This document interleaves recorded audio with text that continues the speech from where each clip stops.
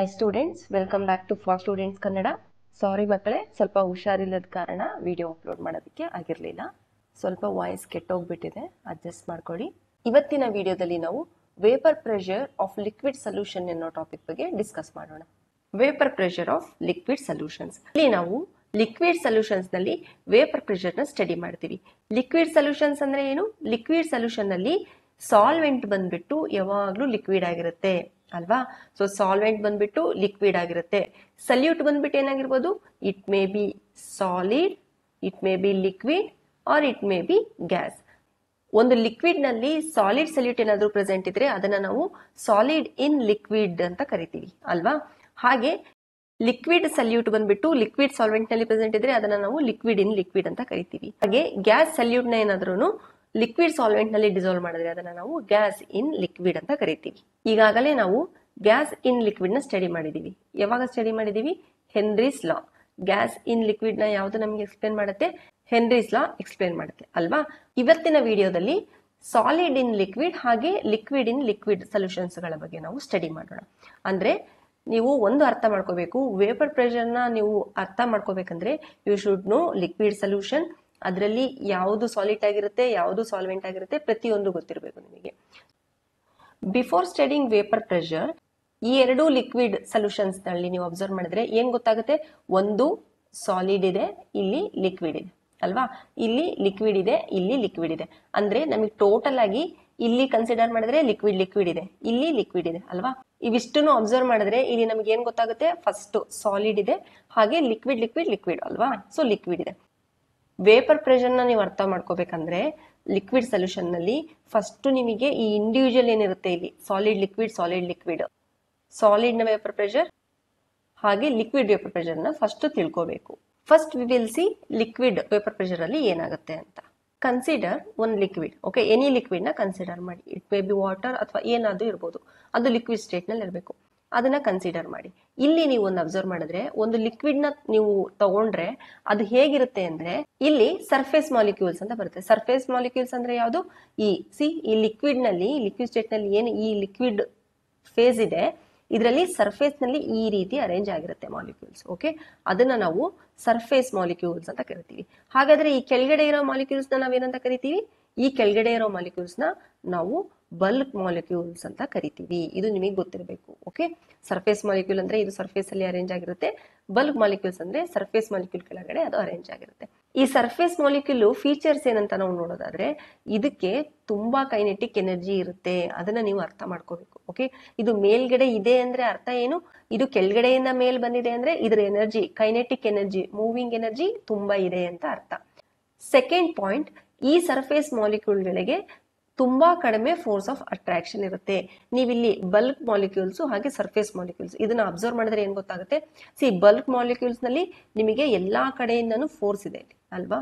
Force of attraction, ಎಲ್ಲಾ ಕಡೆಯಿಂದನೂ attraction ಇರುತ್ತೆ ಈ ಮಾಲಿಕ್ಯೂಲ್ಗೆ. ಈ ಸರ್ಫೇಸ್ ಮಾಲಿಕ್ಯೂಲ್ಗೆ ನೋಡಿದ್ರೆ ಇಲ್ಲಿ ಮೇಲೆ ಇರಲ್ಲ, ಅಕ್ಕಪಕ್ಕ ಇರಲ್ಲ, ಕೇವಲ ಕೆಳಗಡೆ ಅಷ್ಟೇ ಇರುತ್ತೆ. Okay, so compare to bulk molecules, surface ಮಾಲಿಕ್ಯೂಲ್ಸ್ಗೆ ತುಂಬಾ ಕಡಿಮೆ ಫೋರ್ಸ್ ಆಫ್ ಅಟ್ರಾಕ್ಷನ್ ಇರುತ್ತೆ, ಹಾಗೆ ಅದಕ್ಕೆ ತುಂಬಾ ಜಾಸ್ತಿ ಕೈನೆಟಿಕ್ ಎನರ್ಜಿ ಇರುತ್ತೆ. ಈ ಎರಡು ಪಾಯಿಂಟ್ ನ ನೀವು ನೆನ್ಪಿಟ್ಕೋಬೇಕು. ಈ ಲಿಕ್ವಿಡ್ಗೆ ಒಂದ್ ವೇಳೆ ಹೀಟ್ ನೀವು ಸಪ್ಲೈ ಮಾಡಿದ್ರಿ ಅಂತ ಅನ್ಕೊಳ್ಳಿ. ಓಕೆ, ಇದು ಟೆಂಪರೇಚರ್ ನ ನೀವು ರೈಸ್ ಮಾಡಿದ್ರಿ. ಟೆಂಪರೇಚರ್ ರೈಸ್ ಮಾಡಿದಾಗ ಏನಾಗುತ್ತೆ? ಅದು ಎವಾಪರೇಟ್ ಆಗುತ್ತೆ ಅಲ್ವಾ? ಸೊ ಎವಾಪರೇಟ್ ಆಗಿದೆ ಅಂದ್ರೆ ಅರ್ಥ ಏನು? ಇದಕ್ಕೆ ನಾವೇನಂತ ಕರಿತೀವಿ? ವೇಪರ್ ಅಂತ ಕರಿತೀವಿ. ಓಕೆ, ಇದನ್ನೆಲ್ಲ ವೇಪರ್ಸ್ ಅಂತ ಕರಿತೀವಿ ಅಲ್ವಾ? ಅಂದ್ರೆ ಇದು ಲಿಕ್ವಿಡ್ ನಲ್ಲಿ ಇದ್ರೆ ಇದನ್ನ ಲಿಕ್ವಿಡ್ ಫೇಸ್ ಅಂತ ಕರಿತೀವಿ. ಇಲ್ಲಿ ವೇಪರ್ ಫೇಸ್ ನಲ್ಲಿ ಇದೆ ಈ ಮಾಲಿಕ್ಯೂಲ್ ಅಂತ ಕರಿತೀವಿ ಅಲ್ವಾ? ಸೊ ವೇಪರ್ ಬಗ್ಗೆ ನಿಮಗೆ ಗೊತ್ತಾಯ್ತು ಇವಾಗ. ಓಕೆ, ಒಂದು ವೇಪರ್ ಹೇಗೆ ಜನರೇಟ್ ಆಗುತ್ತೆ ಅಂತ ಹೇಳ್ಬಿಟ್ಟು. ಹಾಗಾದ್ರೆ ವೇಪರ್ ಪ್ರೆಷರ್ ಅಂದ್ರೆ ಏನು?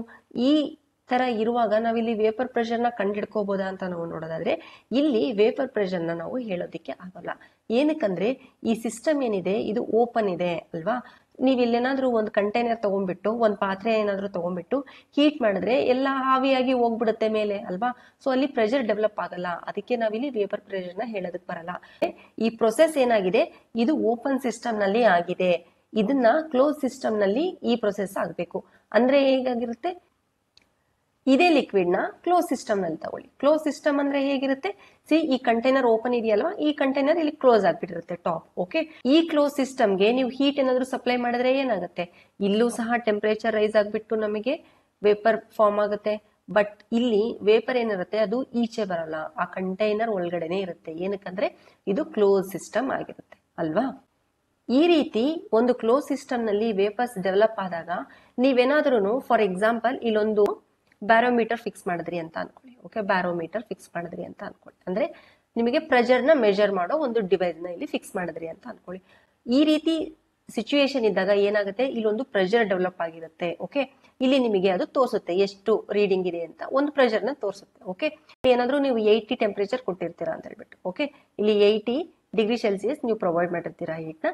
ಇಲ್ಲಿ ಫಾರ್ ಎಕ್ಸಾಂಪಲ್ ಏನೋ 50 ಕಿಲೋ ಬಾರ್ ನಿಮಗೆ ಇದು ತೋರಿಸಿರುತ್ತೆ ಅಂತ ಅನ್ಕೊಳ್ಳಿ. ಓಕೆ, ಇಲ್ಲಿ ಏನು ಒಂದು ಪ್ರೆಷರ್ ಡೆವಲಪ್ ಆಗುತ್ತೆ ಈ ವೇಪರ್ಸ್ ನಲ್ಲಿ, ವೇಪರ್ ಫೇಸ್ ನಲ್ಲಿ, ಇದನ್ನೇ ನಾವು ವೇಪರ್ ಪ್ರೆಷರ್ ಅಂತ ಹೇಳ್ಬೋದಾ? ಇಲ್ಲ. ಏನಕ್ಕೆ ಅಂದ್ರೆ ಕನ್ಸಿಡರ್ ಆ same close system 50 degree Celsius ನೀವು ಇಲ್ಲಿ ಹೀಟ್ ನ ಪ್ರೊವೈಡ್ ಮಾಡ್ತೀರಾ ಅಂತ ಅನ್ಕೊಳ್ಳಿ. ಅವಾಗ ಏನಾಗುತ್ತೆ, ಈ ಸರ್ಫೇಸ್ ಮಾಲಿಕ್ಯೂಲ್ಸ್ ಏನಿರುತ್ತೆ ಅದೆಲ್ಲ ಎವಾಪರೇಟ್ ಆಗುತ್ತೆ ಅಲ್ವಾ. ಬಟ್ ಅದಿಲ್ಲಿ ಎಸ್ಕೇಪ್ ಆಗಲ್ಲ, ಇಲ್ಲೇ ಇರುತ್ತೆ. ಇದು ಒಂದು ಪ್ರೆಷರ್ ನ ಡೆವಲಪ್ ಮಾಡುತ್ತೆ ಈ ವೇಪರ್ಸ್. ಅವಾಗ ಏನಾಗುತ್ತೆ, ಈ ಪ್ರೆಷರ್ ಏನ್ ಡೆವಲಪ್ ಆಗಿರುತ್ತೆ ಅದು ಇಲ್ಲಿ ಮೆಜರ್ ಆಗುತ್ತೆ. ಕನ್ಸಿಡರ್ ಇಲ್ಲಿ ಏನ್ ಡೆವಲಪ್ ಆಗಿದೆ ಅದು 80 ಬಾರ್ ಇದೆ ಅಂತ ಕನ್ಸಿಡರ್ ಮಾಡಿ. ಓಕೆ, ಸೊ ಇಲ್ಲಿ 50 ಡಿಗ್ರಿ ಸೆಲ್ಸಿಯಸ್ ನ ನಾವು ಟೆಂಪರೇಚರ್ ಪ್ರೊವೈಡ್ ಮಾಡಿದಾಗ 80 ಬಾರ್ ಪ್ರೆಷರ್ ನಮಗೆ ಇಲ್ಲಿ ಬರುತ್ತೆ. ಓಕೆ, ಅದೇ ನಾವೇನಾದ್ರೂ 100 ಡಿಗ್ರಿ ಸೆಲ್ಸಿಯಸ್ ಮಾಡಿದ್ವಿ ಅಂತ ಅನ್ಕೊಳ್ಳಿ. ಓಕೆ, 50 ಇಂದ 100 ಡಿಗ್ರಿ ಸೆಲ್ಸಿಯಸ್ಗೆ ನಾವೇನಾದ್ರೂ ಟೆಂಪರೇಚರ್ ರೈಸ್ ಮಾಡಿದ್ರೆ ಅಲ್ಲಿ ನಮಗೆ ಪ್ರೆಷರ್ ಸಹ ಇನ್ಕ್ರೀಸ್ ಆಗುತ್ತೆ.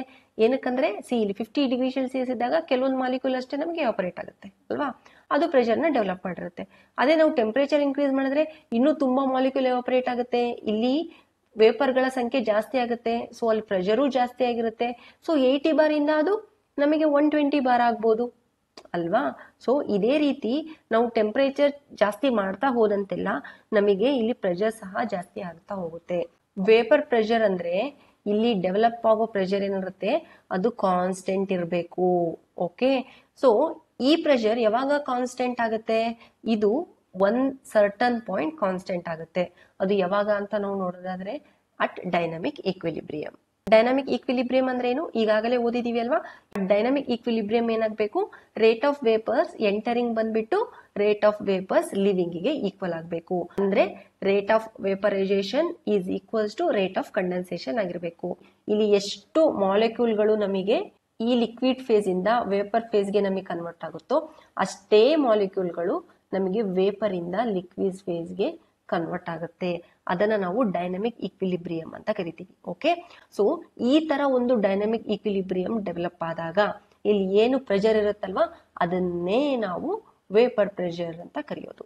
ಹಾಗಾದ್ರೆ ವೇಪರ್ ಪ್ರೆಷರ್ ನಾವೇನಂತ ಕರೀಬಹುದು, liquids at a given temperature vaporise. ಅಂದ್ರೆ ಲಿಕ್ವಿಡ್ಸ್ ಅಟ್ ಸರ್ಟನ್ ಟೆಂಪರೇಚರ್ ಅಲ್ಲಿ ಫಸ್ಟ್ ವೇಪರ್ ಆಗುತ್ತೆ.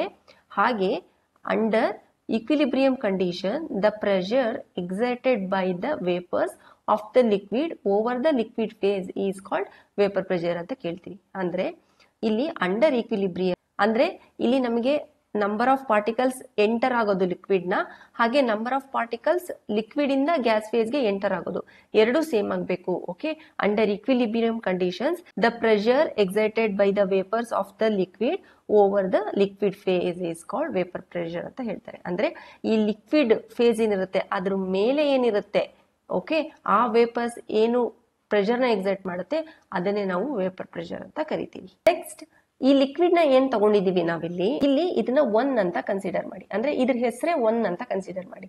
ಲೈಕ್ ಇಲ್ಲೇನೋ ವಾಟರ್ ಇರುತ್ತಲ್ವಾ, ಸೊ ವಾಟರ್ ಬದಲು 1 ಅಂತ ತಗೊಳ್ಳಿ ನೇಮ್ ನ, ಅಥವಾ ಎ ಅಂತ ತಗೊಳ್ಳಿ. ಓಕೆ, ಇವೆರಡರಲ್ಲಿ ಯಾವ್ದಾದ್ರು ನೀವು ಕನ್ಸಿಡರ್ ಮಾಡಿ. ಓಕೆ, ಇಲ್ಲಿ ಏನಾಗುತ್ತೆ, ಈ 1 ಅನ್ನೋ ಲಿಕ್ವಿಡ್ ನ ನಾವು ಹೀಟ್ ಸಪ್ಲೈ ಮಾಡಿದಾಗ ಏನಾಗುತ್ತೆ, ವೇಪರ್ ಡೆವಲಪ್ ಆಗುತ್ತೆ ಅಲ್ವಾ. ನೆಕ್ಸ್ಟ್ ಏನಾಗುತ್ತೆ, ಇಲ್ಲಿ ಡೈನಮಿಕ್ ಈಕ್ವಿಲಿಬ್ರಿಯಂ ರೀಚ್ ಆಯ್ತು. ನೆಕ್ಸ್ಟ್ ಇಲ್ಲಿ ಡೈನಮಿಕ್ ಈಕ್ವಿಲಿಬ್ರಿಯಂ ರೀಚ್ ಆದಾಗ ಇಲ್ಲೊಂದು ಪ್ರೆಷರ್ ಡೆವಲಪ್ ಆಗಿರುತ್ತೆ, ಅದನ್ನೇ ನಾವು ವೇಪರ್ ಪ್ರೆಷರ್ ಅಂತ ಕರೆದ್ವಿ ಅಲ್ವಾ. ಸೊ ಈ ಕಂಡೀಷನ್ ನಲ್ಲಿ ಇಲ್ಲಿ ಏನು ವೇಪರ್ ಪ್ರೆಷರ್ ಇರುತ್ತೆ ಈ ಪ್ಯೂರ್ ಲಿಕ್ವಿಡ್ದು, ಇದನ್ನ ನಾವು vapour pressure of pure liquid 1 ಅಂತ ಕರಿತೀವಿ. ಇದನ್ನ ಹೇಗೆ ನಾವು ಡಿನೋಟ್ ಮಾಡ್ಬೋದಂದ್ರೆ P1 ನಾಟ್ ಅಂತ ಕರಿತೀವಿ. ಇದು ನೆನಪಿರ್ಬೇಕು. ನಾಟ್ ಅಂದ್ರೆ ಪ್ಯೂರ್ ಅಂತ ಇನ್ಮೇಲೆ ಮರಿಬೇಡಿ. ಓಕೆ, ನಾಟ್ ಅಂದ್ರೆ ಪ್ಯೂರ್ ಅಂತ ಅರ್ಥ. ಸೊ ಇಲ್ಲಿ ನಾವು ಒಂದೇ ಲಿಕ್ವಿಡ್ ತಗೊಂಡಿರೋದ್ರಿಂದ ಇದ್ರ ಹೆಸರು 1 ಆಗಿರೋದ್ರಿಂದ ಇಲ್ಲಿ P1 naught is equals to ಅದನ್ನ ಏನಂತ ಕರಿಬಹುದು, vapour pressure of pure liquid 1 ಅಂತ ನಾವು ಕರಿತೀವಿ. ಓಕೆ, ಒಂದ್ ವೇಳೆ ನೀವೇನಾದ್ರೂ ಎ ಅಂತ ನೇಮ್ ಕನ್ಸಿಡರ್ ಮಾಡಿದ್ರಿ ಅಂತ ಅನ್ಕೊಳ್ಳಿ ಈ ಪ್ಯೂರ್ ಲಿಕ್ವಿಡ್. ಓಕೆ, ಅವಾಗ ಏನಾಗುತ್ತೆ, vapour pressure of pure liquid A ಆಗುತ್ತೆ. ಅಂದ್ರೆ ಅವಾಗ ಏನಂತ ನಾವು ಮಾಡ್ಬೋದು, ಹೆಸರು ಇದನ್ನ PA ನಾಟ್ ಅಂತ ಇದನ್ನ ನಾವು ಲೇಬಲ್ ಮಾಡ್ಬೋದು. ಅರ್ಥ ಆಗ್ತಿದೆಯಲ್ವಾ?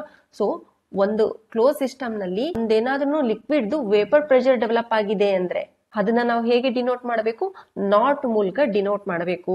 ಈಗ ಅರ್ಥ ಆಯ್ತಲ್ವಾ? ಸೊ ಇಲ್ಲಿ P1 ನಾಟ್, ನಾನು ಇಲ್ಲಿ ಇನ್ಮೇಲೆ ಎಕ್ಸಾಂಪಲ್ ಅಲ್ಲಿ ಎಲ್ಲಾದನ್ನು 1 2 1 2 ಅಂತ ತಗೊಂಡೋಗಿರ್ತೇನೆ. ಓಕೆ, ಸೊ ಇಲ್ಲಿ P1 ನಾಟ್ ಅಂದ್ರೆ ಏನರ್ಥ, vapour pressure of pure liquid 1 ಅಂತ ಅರ್ಥ. ಈಗ ನಿಮಗೆ ವೇಪರ್ ಪ್ರೆಷರ್ ಬಂದ್ಬಿಟ್ಟು ಒಂದು ಲಿಕ್ವಿಡ್ ಗೆ ಗೊತ್ತಾಯ್ತು ಹೇಗಿರುತ್ತೆ ಅಂತ. ನೆಕ್ಸ್ಟ್ ಸಾಲಿಡ್ ನಲ್ಲಿ ವೇಪರ್ ಪ್ರೆಷರ್ ಹೇಗೆ ಡೆವಲಪ್ ಆಗುತ್ತೆ ಅಂತ ನೋಡೋಣ. Okay, this is very very important. ನೀವು ಇದನ್ನ ಇಂಡಿವಿಜುವಲ್ ಆಗಿ ಲಿಕ್ವಿಡ್ ನಲ್ಲಿ ಹೇಗೆ ವೇಪರ್ ಪ್ರೆಷರ್ ಡೆವಲಪ್ ಆಗುತ್ತೆ, ಸಾಲಿಡ್ ನಲ್ಲಿ ಹೇಗೆ ವೇಪರ್ ಪ್ರೆಷರ್ ಡೆವಲಪ್ ಆಗುತ್ತೆ ಅಂತ ತಿಳ್ಕೊಂಡ್ಬಿಟ್ರೆ ಕಾನ್ಸೆಪ್ಟ್ ನ ನೀವು ತುಂಬಾ ನ್ಯೂಮರಿಕಲ್ಸ್ ನ ಸಾಲ್ವ್ ಮಾಡಬಹುದು. ಕನ್ಸಿಡರ್ ಒಂದು ಕ್ಲೋಸ್ ಸಿಸ್ಟಮ್. ಓಕೆ, ಈ ಕ್ಲೋಸ್ ಸಿಸ್ಟಮ್ ನಲ್ಲಿ ಒಂದು ಸಾಲಿಡ್ ನ ಕನ್ಸಿಡರ್ ಮಾಡಿ. ಓಕೆ, ಲಾಸ್ಟ್ ಟೈಮ್ ಏನೋ ಲಿಕ್ವಿಡ್ ತಗೊಂಡಿದ್ವಿ, ಈ ಸಲ ಒಂದು ಸಾಲಿಡ್ ನ ತಗೊಳ್ಳಿ. ಸಾಲಿಡ್ ಗೆ ಏನಾದ್ರೂ ನಾವು ಹೀಟ್ ನ ಕೊಟ್ರೆ ಅವಾಗ ಏನಾಗುತ್ತೆ, ಅಲ್ಲಿ ಯಾವುದೇ ರೀತಿಯ ನಮಗೆ ವೇಪರ್ ಫಾರ್ಮ್ ಆಗೋದಿಲ್ಲ. This is very very important, ನಿಮಗೆ ಗೊತ್ತಿರಬೇಕು. ಓಕೆ, ಸಾಲಿಡ್ ನಲ್ಲಿ ನಾವೇನಾದ್ರೂ ಹೀಟ್ ಪ್ರೊವೈಡ್ ಮಾಡಿದ್ರೆ ಇಲ್ಲಿ ವೇಪರ್ಸ್ ಬರೋಲ್ಲ. ಓಕೆ, ನಮಗೆ ಯಾವ ರೀತಿ ಲಿಕ್ವಿಡ್ ನ ನಾವು ಹೀಟ್ ಮಾಡಿದ್ರೆ ನಮಗೆ ಇಲ್ಲಿ ವೇಪರ್ಸ್ ಬರುತ್ತೋ ಆ ರೀತಿ ನಮಗೆ ಇಲ್ಲಿ ವೇಪರ್ಸೇ ಫಾರ್ಮ್ ಆಗೋಲ್ಲ ಸಾಲಿಡ್ ನಲ್ಲಿ. ನಮಗೆ ವೇಪರ್ಸೇ ಇಲ್ಲ ಅಂದ್ರೆ ಏನಾಗುತ್ತೆ, ನಮಗೆ ವೇಪರ್ ಪ್ರೆಷರ್ ಡೆವಲಪ್ ಆಗಲ್ಲ. ಏನಕ್ಕಂದ್ರೆ ವೇಪರ್ ಪ್ರೆಷರ್ ಬೇಕಂದ್ರೆ ನಮಗೆ ಫಸ್ಟ್ ವೇಪರ್ಸ್ ಬೇಕು. ಓಕೆ, ಸೊ ಇಲ್ಲಿ ವೇಪರ್ಸೇ ಇಲ್ಲದ ಕಾರಣ ಇಲ್ಲಿ ವೇಪರ್ ಪ್ರೆಷರೇ ಡೆವಲಪ್ ಆಗಲ್ಲ. ಅದು ಯಾವ ರೀತಿ ಅಂತ ನೋಡಿ. ವೇಪರ್ ಪ್ರೆಷರ್ ಬೇಕಂದ್ರೆ ನಮ್ಗೆ ಇಲ್ಲಿ ಡೈನಮಿಕ್ ಈಕ್ವಿಲಿಬ್ರಿಯಂ ರೀಚ್ ಆಗಿರ್ಬೇಕು. ಇಲ್ಲಿ ಡೈನಮಿಕ್ ಈಕ್ವಿಲಿಬ್ರಿಯಂ ಅಂದ್ರೆ ನಮಗೆ ಏನಾಗಬೇಕು, ಇಲ್ಲಿ ವೇಪರ್ಸ್ ನಮಗೆ ಎಂಟರ್ ಆಗೋದು ಲಿಕ್ವಿಡ್ ಫೇಸ್ ನ, ಹಾಗೆ ವೇಪರ್ಸ್ ನಮಗೆ ಲಿಕ್ವಿಡ್ ಫೇಸ್ ಇಂದ ವೇಪರ್ ಫೇಸ್ ಗೆ ಲಿವ್ ಆಗೋದು ಸೇಮ್ ಇರಬೇಕು, ಪಾರ್ಟಿಕಲ್ಸ್ ನಂಬರ್ ಅಲ್ವಾ. ಸೊ ಇಲ್ಲಿ ವೇಪರ್ಸ್ ಇಲ್ಲ ಅಂದ್ಮೇಲೆ ಏನ್ ಎಂಟರ್ ಆಗ್ಬೇಕು, ಏನ್ ಹೊರಗಡೆ ಬರಬೇಕು ಅಲ್ವಾ. ಇಲ್ಲಿ ಹೊರಗಡೆ ಬರಕ್ಕೂ ರೆಡಿ ಇಲ್ಲ, ಇಲ್ಲಿ ಬಂದ್ರೆ ತಾನೇ ಒಳಗಡೆ ಹೋಗಕ್ ಸಾಧ್ಯ. ಸೊ ನಮಗಿಲ್ಲಿ ಡೈನಮಿಕ್ ಈಕ್ವಿಲಿಬ್ರಿಯಮೇ ಇಲ್ಲಿ ನಮಗೆ ಫಾರ್ಮ್ ಆಗ್ತಿಲ್ಲ. ಸೊ ನಮಗೆ ವೇಪರೈಸೇಷನ್ನೇ ಆಗ್ತಿಲ್ಲ, ಕಂಡೆನ್ಸೇಷನ್ನೇ ಆಗ್ತಿಲ್ಲ. ಆದ್ರಿಂದ ನಮಗಿಲ್ಲಿ ವೇಪರ್ ಪ್ರೆಷರೇ ಡೆವಲಪ್ ಆಗೋಲ್ಲ. ಈ ಸಾಲಿಡ್ ಏನ್ ತಗೊಂಡಿದೀವಿ ಈ ಕಂಟೈನರ್ ಅಲ್ಲಿ, ಇದ್ರ ಹೆಸರು ಸಾಲಿಡ್ 2 ಅಂತ ಇದ್ರ ಹೆಸರು ಅಂತ ತಗೊಳ್ಳಿ, ಅಥವಾ ಇದು ಬಿ ಅಂತ ತಗೊಳ್ಳಿ. ಓಕೆ, ಈ ಕಂಟೈನರ್ ಅಲ್ಲಿ ಏನಿದೆ, ಸಾಲಿಡ್ 2 ಇದೆ, ಅಲ್ಲಿ ಕೇವಲ ಸಾಲಿಡ್ 2 ಇದೆ ಅಥವಾ ಕೇವಲ ಸಾಲಿಡ್ ಬಿ ಇದೆ ಅನ್ಮಾತ್ರಕ್ಕೆ ಇದು ಪ್ಯೂರ್ ಆಗಿದೆ, ಇಲ್ಲಿ ಬೇರೆ ಯಾವುದೇ ಮಿಕ್ಸರ್ ಇಲ್ಲ. ಸೊ ಇದನ್ನ ನಾವು ಹೇಗೆ ತಗೋಬಹುದು, ಇದನ್ನ ನಾವು ಒಂದು ಪ್ಯೂರ್ ಸಬ್ಸ್ಟೆನ್ಸ್ ಅಂತ ತಗೋಬಹುದು ಅಲ್ವಾ. ಈ ಕ್ಲೋಸ್ ಸಿಸ್ಟಮ್ ನಲ್ಲಿರೋದು ಪ್ಯೂರ್ ಸಬ್ಸ್ಟೆನ್ಸ್ ಅನ್ನೋದಾದ್ರೆ ನಾವೇನಂತ ತಗೋಬಹುದು, vapour pressure of pure solid 2. ಒಂದ್ ವೇಳೆ ಇದನ್ನ ನಾವು 2 ಅಂತ ಕನ್ಸಿಡರ್ ಮಾಡಿದ್ರೆ ಏನ್ ಬರೀಬಹುದು, ಸಿ ಇಲ್ಲಿ ವೇಪರ್ ಪ್ರೆಷರ್ ನಾವು ಹೇಗೆ ಡಿನೋಟ್ ಮಾಡ್ತೀವಿ, ಪಿ ಸಾಲಿಡ್ 2 ನ ಇಲ್ಲಿ ಡಿನೋಟ್ ಮಾಡ್ತೀವಿ, ಇಲ್ಲಿ ಪ್ಯೂರ್ ಆಗಿರೋದ್ರಿಂದ ನಾಟ್ ಹಾಕ್ತಿವಿ, ಈಕ್ವಲ್ಸ್ ಟು ಇದೇನಾಗುತ್ತೆ P2 ನಾಟ್ ಅಂದ್ರೆ vapour pressure of pure solid 2 ಅಂತ ಅರ್ಥ. ಅದನ್ನೇ ಒಂದ್ ವೇಳೆ ನಾವೇನಾದ್ರೂ ಬಿ ಅಂತ ಕನ್ಸಿಡರ್ ಮಾಡಿದ್ರೆ ಇಲ್ಲಿ vapour pressure of pure solid B ಅಂತ ಕರಿತೀವಿ. ಇದನ್ನ ಹೇಗೆ ಡಿನೋಟ್ ಮಾಡಬಹುದು, ಪಿ ಬಿ ನಾಟ್ ಅಂತ ಕರಿತೀವಿ. ಓಕೆ, ಸೊ ನಾನು ಇದನ್ನ ಪದೇ ಪದೇ ಹೇಳ್ತಾ ಹೋಗಲ್ಲ, ಎಲ್ಲಾದ್ರಲ್ಲೂ 1 2 A B ಅಂತ ಹೇಳ್ಬಿಟ್ಟು. ಫಸ್ಟ್ ಟೈಮ್ ಆಗಿರೋದ್ರಿಂದ ಇದನ್ನೆಲ್ಲ ಎಕ್ಸ್ಪ್ಲೇನ್ ಮಾಡ್ತಾ ಇದ್ದೀನಿ, so that you will understand better. ನೀವೇನ್ ಮರಿಬಾರ್ದು, ಪ್ಯೂರ್ ಅಂತ ಇದ್ರೆ ಇಲ್ಲಿ ನಾಟ್ ಹಾಕೋಣ ಮರಿಬಾರ್ದು. ಇಲ್ಲಿ ಏನ್ ಗೊತ್ತಾಗಿದೆ ನಮಗೆ, ಒಂದ್ ವೇಳೆ ನಾವು ಪ್ಯೂರ್ ಅಂದ್ರೆ ಕೇವಲ ಸಾಲಿಡ್ ನ ತಗೊಂಡಾಗ ನಮಗೆ ಕ್ಲೋಸ್ ಸಿಸ್ಟಮ್ ನಲ್ಲಿ ಡೈನಮಿಕ್ ಈಕ್ವಿಲಿಬ್ರಿಯಂ ರೀಚೇ ಆಗೋಲ್ಲ. ಸೊ ನಮಗೆ ವೇಪರ್ ಪ್ರೆಷರೇ ಡೆವಲಪ್ ಆಗಲ್ಲ. ಸೊ ನಾವಿಲ್ಲಿ ಏನ್ ತಗೋಬಹುದು, ಜಸ್ಟ್ ಕನ್ಸಿಡರ್ ಇದನ್ನ P2 ನಾಟ್ ಅಂತ ಹೇಳ್ಬಿಟ್ಟು, ಅಂದ್ರೆ ಇದನ್ನ 2 ಅಂತ ಕನ್ಸಿಡರ್ ಮಾಡಿ ಇದ್ರ ನೇಮ್ ನ. So P2 naught is equals to 0 ಆಗುತ್ತೆ. ಏನಕ್ಕಂದ್ರೆ ನಮಗಿಲ್ಲಿ ಪ್ರೆಷರೇ ಡೆವಲಪ್ ಆಗಿರಲ್ಲ, vapour pressure. So vapour pressure of pure solid equals to 0 ಆಗಿರುತ್ತೆ. ಇದು ಯಾವಾಗ ಸಾಲಿಡ್ ಇದ್ದಾಗ, ನಾವು ಜಸ್ಟ್ ಸಾಲಿಡ್ ನ ತಗೊಂಡಾಗ ವೇಪರ್ ಪ್ರೆಷರ್ 0 ಆಗಿರುತ್ತೆ. ಇದು ನೆನ್ಪಿಟ್ಕೋಬೇಕು. ಈ ಹಿಂದೆ ಏನ್ ನೋಡಿದ್ವಲ್ಲ, ಅಲ್ಲಿ ಏನಾಗಿತ್ತು, ನಾವು ವೇಪರ್ ಪ್ರೆಷರ್ ಲಿಕ್ವಿಡ್ ತಗೊಂಡಿದ್ವಿ 1 ಅಂತ ಹೇಳ್ಬಿಟ್ಟು, ನೆನ್ಪಿದ್ಯಾ, P1 ನಾಟ್. ಅಲ್ಲಿ ಏನಾಗಿತ್ತು, ಅಲ್ಲಿ ಇದು ನಾಟ್ ಈಕ್ವಲ್ ಟು 0 ಆಗಿರುತ್ತೆ. This is very very important. ಎಲ್ಲಿ? ಲಿಕ್ವಿಡ್ ಅಲ್ಲಿ.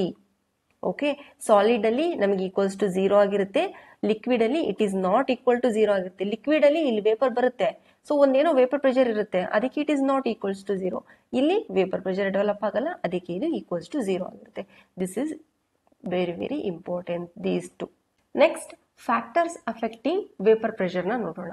ಅಂದ್ರೆ ವೇಪರ್ ಪ್ರೆಷರ್ ನ ಯಾವೆಲ್ಲ ಫ್ಯಾಕ್ಟರ್ಸ್ ಅಫೆಕ್ಟ್ ಮಾಡುತ್ತೆ ಅಂತ ನೋಡೋಣ. First one temperature, second one nature of substance or component. Consider liquid ನ ನಾವು ಕನ್ಸಿಡರ್ ಮಾಡಿದ್ರೆ ಅಲ್ಲಿ ಏನ್ ಗೊತ್ತಾಯ್ತು ನಮಗೆ? ಲಿಕ್ವಿಡ್ ನಲ್ಲಿ ಒಂದ್ ವೇಳೆ ನಾವು ಟೆಂಪರೇಚರ್ ಏನಾದ್ರು ರೈಸ್ ಮಾಡಿದ್ರೆ ಅಲ್ಲಿ ವೇಪರ್ ಪ್ರೆಷರ್ ಸಹ ನಮಗೆ ಜಾಸ್ತಿ ಆಗುತ್ತೆ. ಇದು ಗೊತ್ತಾಯ್ತಲ್ವಾ? ಟೆಂಪರೇಚರ್ ಜಾಸ್ತಿ ಮಾಡಿದ್ರೆ ವೇಪರ್ ಪ್ರೆಷರ್ ಸಹ ನಮಗೆ ಜಾಸ್ತಿ ಆಗುತ್ತೆ most of the times. So temperature effect ಮಾಡುತ್ತೆ ಅಂತ ಗೊತ್ತಾಯ್ತು.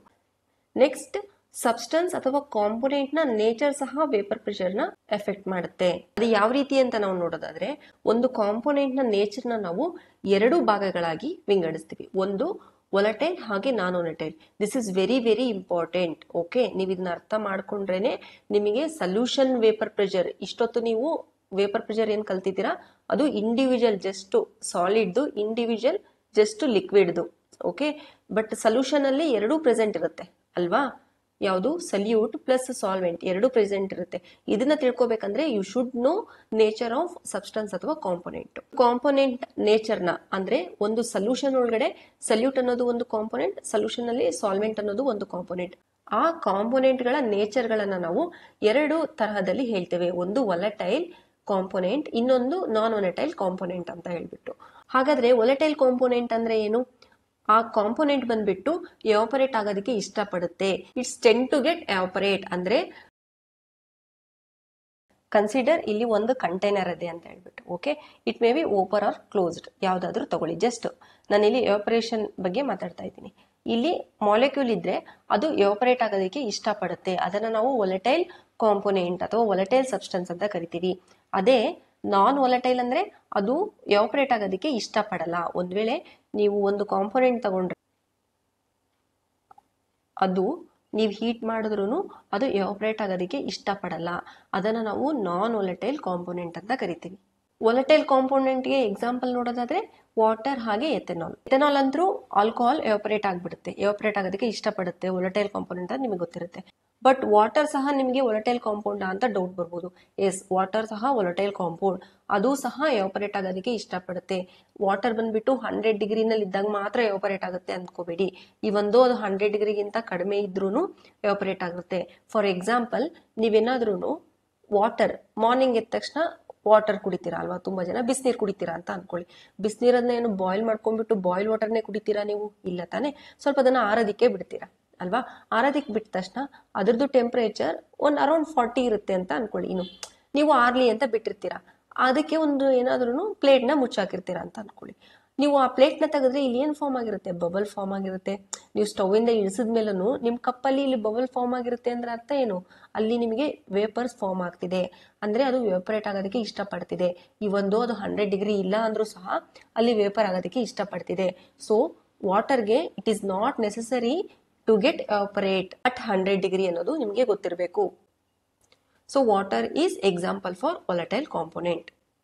ಹಾಗೆ ನಾನ್ ವೊಲಟೈಲ್ ಕಾಂಪೋನೆಂಟ್ಗೆ ಎಕ್ಸಾಂಪಲ್ ನೋಡೋದಾದ್ರೆ, ನಾನ್ ವೊಲಟೈಲ್ಗೆ NaCl, ಶುಗರ್, ಸುಕ್ರೋಸ್, ಯೂರಿಯಾ ಇವೆಲ್ಲ ಸಹ ನಾನ್ ವೊಲಟೈಲ್ ಕಾಂಪೋನೆಂಟ್ಗಳಿಗೆ ಎಕ್ಸಾಂಪಲ್ಸ್. ಇವ್ ಯಾವುದೂ ಸಹ ಎವಾಪರೇಟ್ ಆಗೋದಕ್ಕೆ ಇಷ್ಟಪಡಲ್ಲ. ಇಲ್ಲಿ ನೀವು ಕೇರ್ಫುಲ್ ಆಗಿ ಅಬ್ಸರ್ವ್ ಮಾಡಿದ್ರೆ ಏನ್ ಗೊತ್ತಾಗುತ್ತೆ ನಿಮಗೆ?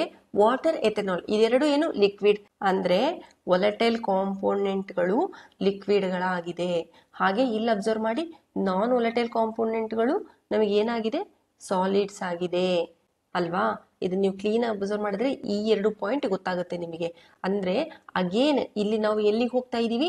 ಈ ಹಿಂದೆ ನಾವು ಸಾಲಿಡ್ ಇಂಡಿವಿಜುವಲ್ ಹಾಗೆ ಲಿಕ್ವಿಡ್ ಇಂಡಿವಿಜುವಲ್ ವೇಪರ್ ಪ್ರೆಷರ್ ನ ನೋಡಿದ್ವಲ್ಲ, ಅದಕ್ಕೆ ಇದು ನಮಗೆ ರಿಲೇಟೆಡ್ ಆಗ್ತಿದೆ ಅಲ್ವಾ? ಈ ಸಾಲಿಡ್ ನಲ್ಲಿ ಏನಾಗಿತ್ತು? ನಮಗೆ ವೇಪರ್ ಪ್ರೆಷರ್ ಬಂದ್ಬಿಟ್ಟು ನಿಮಗೆ ನೆನಪಿದ್ರೆ vapour pressure of pure solid ಏನಾಗಿತ್ತು? ಇಲ್ಲಿ ಎಸ್ ಅಂತ ತಗೊಂತೀನಿ. ಏನಾಗಿತ್ತು? ಇದು ಈಕ್ವಲ್ಸ್ ಟು 0 ಆಗಿತ್ತು. ಇದು ನೆನಪಿದೆ ಅಲ್ವಾ? ಹಾಗೆ ಲಿಕ್ವಿಡ್ ನ ತಗೊಂಡ್ರೆ vapour pressure of pure liquid ಏನಾಗಿತ್ತು? It is not equals to 0 ಆಗಿತ್ತು. ಅಲ್ವಾ.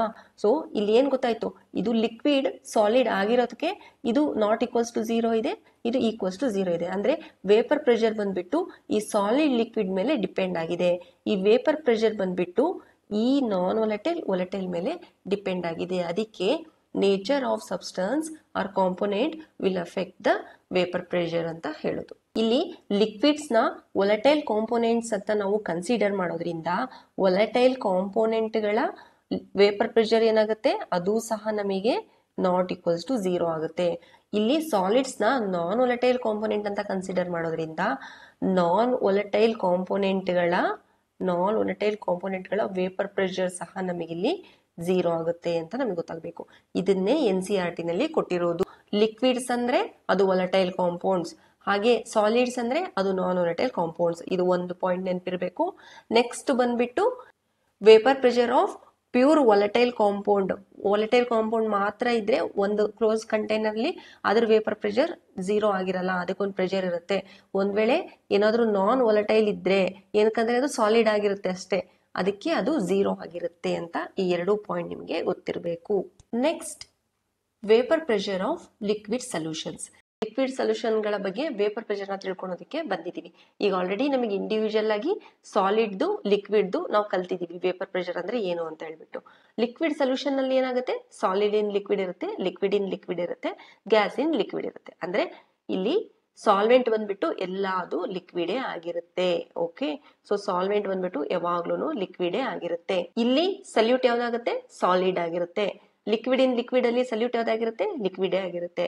ಗ್ಯಾಸ್ ಇನ್ ಲಿಕ್ವಿಡ್ ಅಲ್ಲಿ ಸಲ್ಯೂಟ್ ಯಾವ್ದಾಗಿರುತ್ತೆ, ಗ್ಯಾಸ್ ಆಗಿರುತ್ತೆ. ಆಗಲೇ ನಾವು ಗ್ಯಾಸ್ ಇನ್ ಲಿಕ್ವಿಡ್ ನ ಸ್ಟಡಿ ಮಾಡಿದೀವಿ. ದಟ್ ಈಸ್ ಹೆನ್ರೀಸ್ ಲಾ ನಲ್ಲಿ ನಾವು ಸ್ಟಡಿ ಮಾಡಿದೀವಿ ಗ್ಯಾಸ್ ಇನ್ ಲಿಕ್ವಿಡ್ ಅಲ್ವಾ, ಪ್ರೆಷರ್ ಹೇಗೆ ಆಕ್ಟ್ ಮಾಡುತ್ತೆ ಅಂತ ಹೇಳ್ಬಿಟ್ಟು. ಇವಾಗ ಸಾಲಿಡ್ ಇನ್ ಲಿಕ್ವಿಡ್ ಹಾಗೆ liquid in liquid solutions the vapour pressure ನ ಸ್ಟಡಿ ಮಾಡೋಣ. ಸಿ ಕೇರ್ಫುಲಿ, ಈ ಎರಡೂ ಲಿಕ್ವಿಡ್ ಸೊಲ್ಯೂಷನ್ ಗಳ ವೇಪರ್ ಪ್ರೆಷರ್ ನಿಮಗೆ ತಿಳ್ಕೊಬೇಕಂದ್ರೆ ನಿಮಗೆ ಏನ್ ಗೊತ್ತಿರಬೇಕು, ನೇಚರ್ ಆಫ್ ಸಬ್ಸ್ಟೆನ್ಸ್ ಅಥವಾ ಕಾಂಪೋನೆಂಟ್ ಗೊತ್ತಿರಬೇಕು.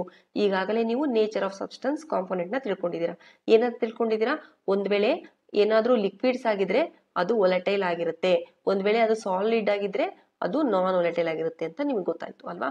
ಸೊ ಇಲ್ಲಿ ನೇಚರ್ ಆಫ್ ಕಾಂಪೌಂಡ್ ನ ನಾವು ನೋಡೋದಾದ್ರೆ ಈ ಸೊಲ್ಯೂಷನ್ ಗಳಲ್ಲಿ ಏನಂತ ತಗೋಬಹುದು, ಸಿ ಹಿಯರ್, ಇಲ್ಲಿ ಸಾಲಿಡ್ ಇನ್ ಲಿಕ್ವಿಡ್ ಅಂತ ಇದೆ, ಇಲ್ಲಿ ಸಾಲಿಡ್ ಇದೆ ಲಿಕ್ವಿಡ್ ಇದೆ ಅಲ್ವಾ. ಸೊ ಸಾಲಿಡ್ ಅಂದ್ರೆ ಯಾವುದು, ಇಲ್ಲಿ ನಾವು ನೋಡೋದಾದ್ರೆ ನಾನ್ ವೊಲಟೈಲ್ ಅಲ್ವಾ. ಸೊ ಸಾಲಿಡ್ ಬಂದ್ಬಿಟ್ಟು ಇಲ್ಲಿ ನಾನ್ ವೊಲಟೈಲ್ ಆಗಿರುತ್ತೆ, ಲಿಕ್ವಿಡ್ ಬಂದ್ಬಿಟ್ಟು ವೊಲಟೈಲ್ ಆಗಿರುತ್ತೆ ಅಲ್ವಾ. ಇದ್ರ ಪ್ರಕಾರ ನೋಡೋದಾದ್ರೆ ಇಲ್ಲಿ ಅಗೇನ್ ಲಿಕ್ವಿಡ್ ವೊಲಟೈಲ್ ಆಗಿರುತ್ತೆ, ಇಲ್ಲಿ ಅಗೇನ್ ಲಿಕ್ವಿಡ್ ವೊಲಟೈಲ್ ಆಗಿರುತ್ತೆ. ಸೊ ಈ ಎರಡೂ ಲಿಕ್ವಿಡ್ ಸೊಲ್ಯೂಷನ್ ಗಳಲ್ಲಿ ನಮಗೆ ಲಿಕ್ವಿಡ್ ಎಲ್ಲ ವೊಲಟೈಲ್ ಇದೆ, ಸಾಲಿಡ್ ನಾನ್ ವೊಲಟೈಲ್ ಇದೆ. ಇದನ್ನೇನಂತ ಕನ್ಕ್ಲೂಡ್ ಮಾಡ್ಬೋದು ಅಂದ್ರೆ, ಸಿ ಸಾಲ್ವೆಂಟ್, ಈ ಸಾಲ್ವೆಂಟ್ ಬಂದ್ಬಿಟ್ಟು ಲಿಕ್ವಿಡ್, ಇಲ್ಲೂ ಸಹ ಸಾಲ್ವೆಂಟ್ ಬಂದ್ಬಿಟ್ಟು ಲಿಕ್ವಿಡ್, ಇಲ್ಲಿ ಸಾಲ್ವೆಂಟ್ ಬಂದ್ಬಿಟ್ಟು ವೊಲಟೈಲ್, ಇಲ್ಲಿ ಸಾಲ್ವೆಂಟ್ ಬಂದ್ಬಿಟ್ಟು ವೊಲಟೈಲ್. ಆದ್ರಿಂದ ಸಾಲ್ವೆಂಟ್ ಯಾವಾಗ್ಲೂ ನಮಗೆ ವೊಲಟೈಲ್ ಆಗಿರುತ್ತೆ ಎಲ್ಲಿ, ಲಿಕ್ವಿಡ್ ಸೊಲ್ಯೂಷನ್ ಗಳಲ್ಲಿ.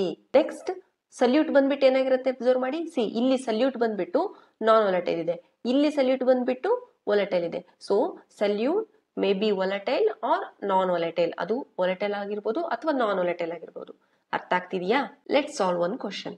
Number of volatile and non volatile components in liquid solution are dash and dash respectively. ಇದೇ ಎಕ್ಸಾಂಪಲ್ ನ ಕನ್ಸಿಡರ್ ಮಾಡಿ. ಇಲ್ಲಿ ಏನಾಗಿದೆ, ಲಿಕ್ವಿಡ್ ಸೊಲ್ಯೂಷನ್ ಅಂದ್ರೆ ಇದೆ ಅಲ್ವಾ, ಇದು ಬಿಟ್ಬಿಡಿ ಹೆನ್ರೀಸ್ ಲಾಗ್ ಹೋಗುತ್ತೆ. ಮಿಕ್ಕಿರೋದು ಯಾರ್ದು ಇದೆ, ಅಂದ್ರೆ solid in liquid, liquid in liquid, ಇದೆರಡೇ ಇರೋದು. ಇಲ್ಲಿ ಬೈನರಿ ಸೊಲ್ಯೂಷನ್ಸ್ ಮಾತ್ರ ಕನ್ಸಿಡರ್ ಮಾಡಿ.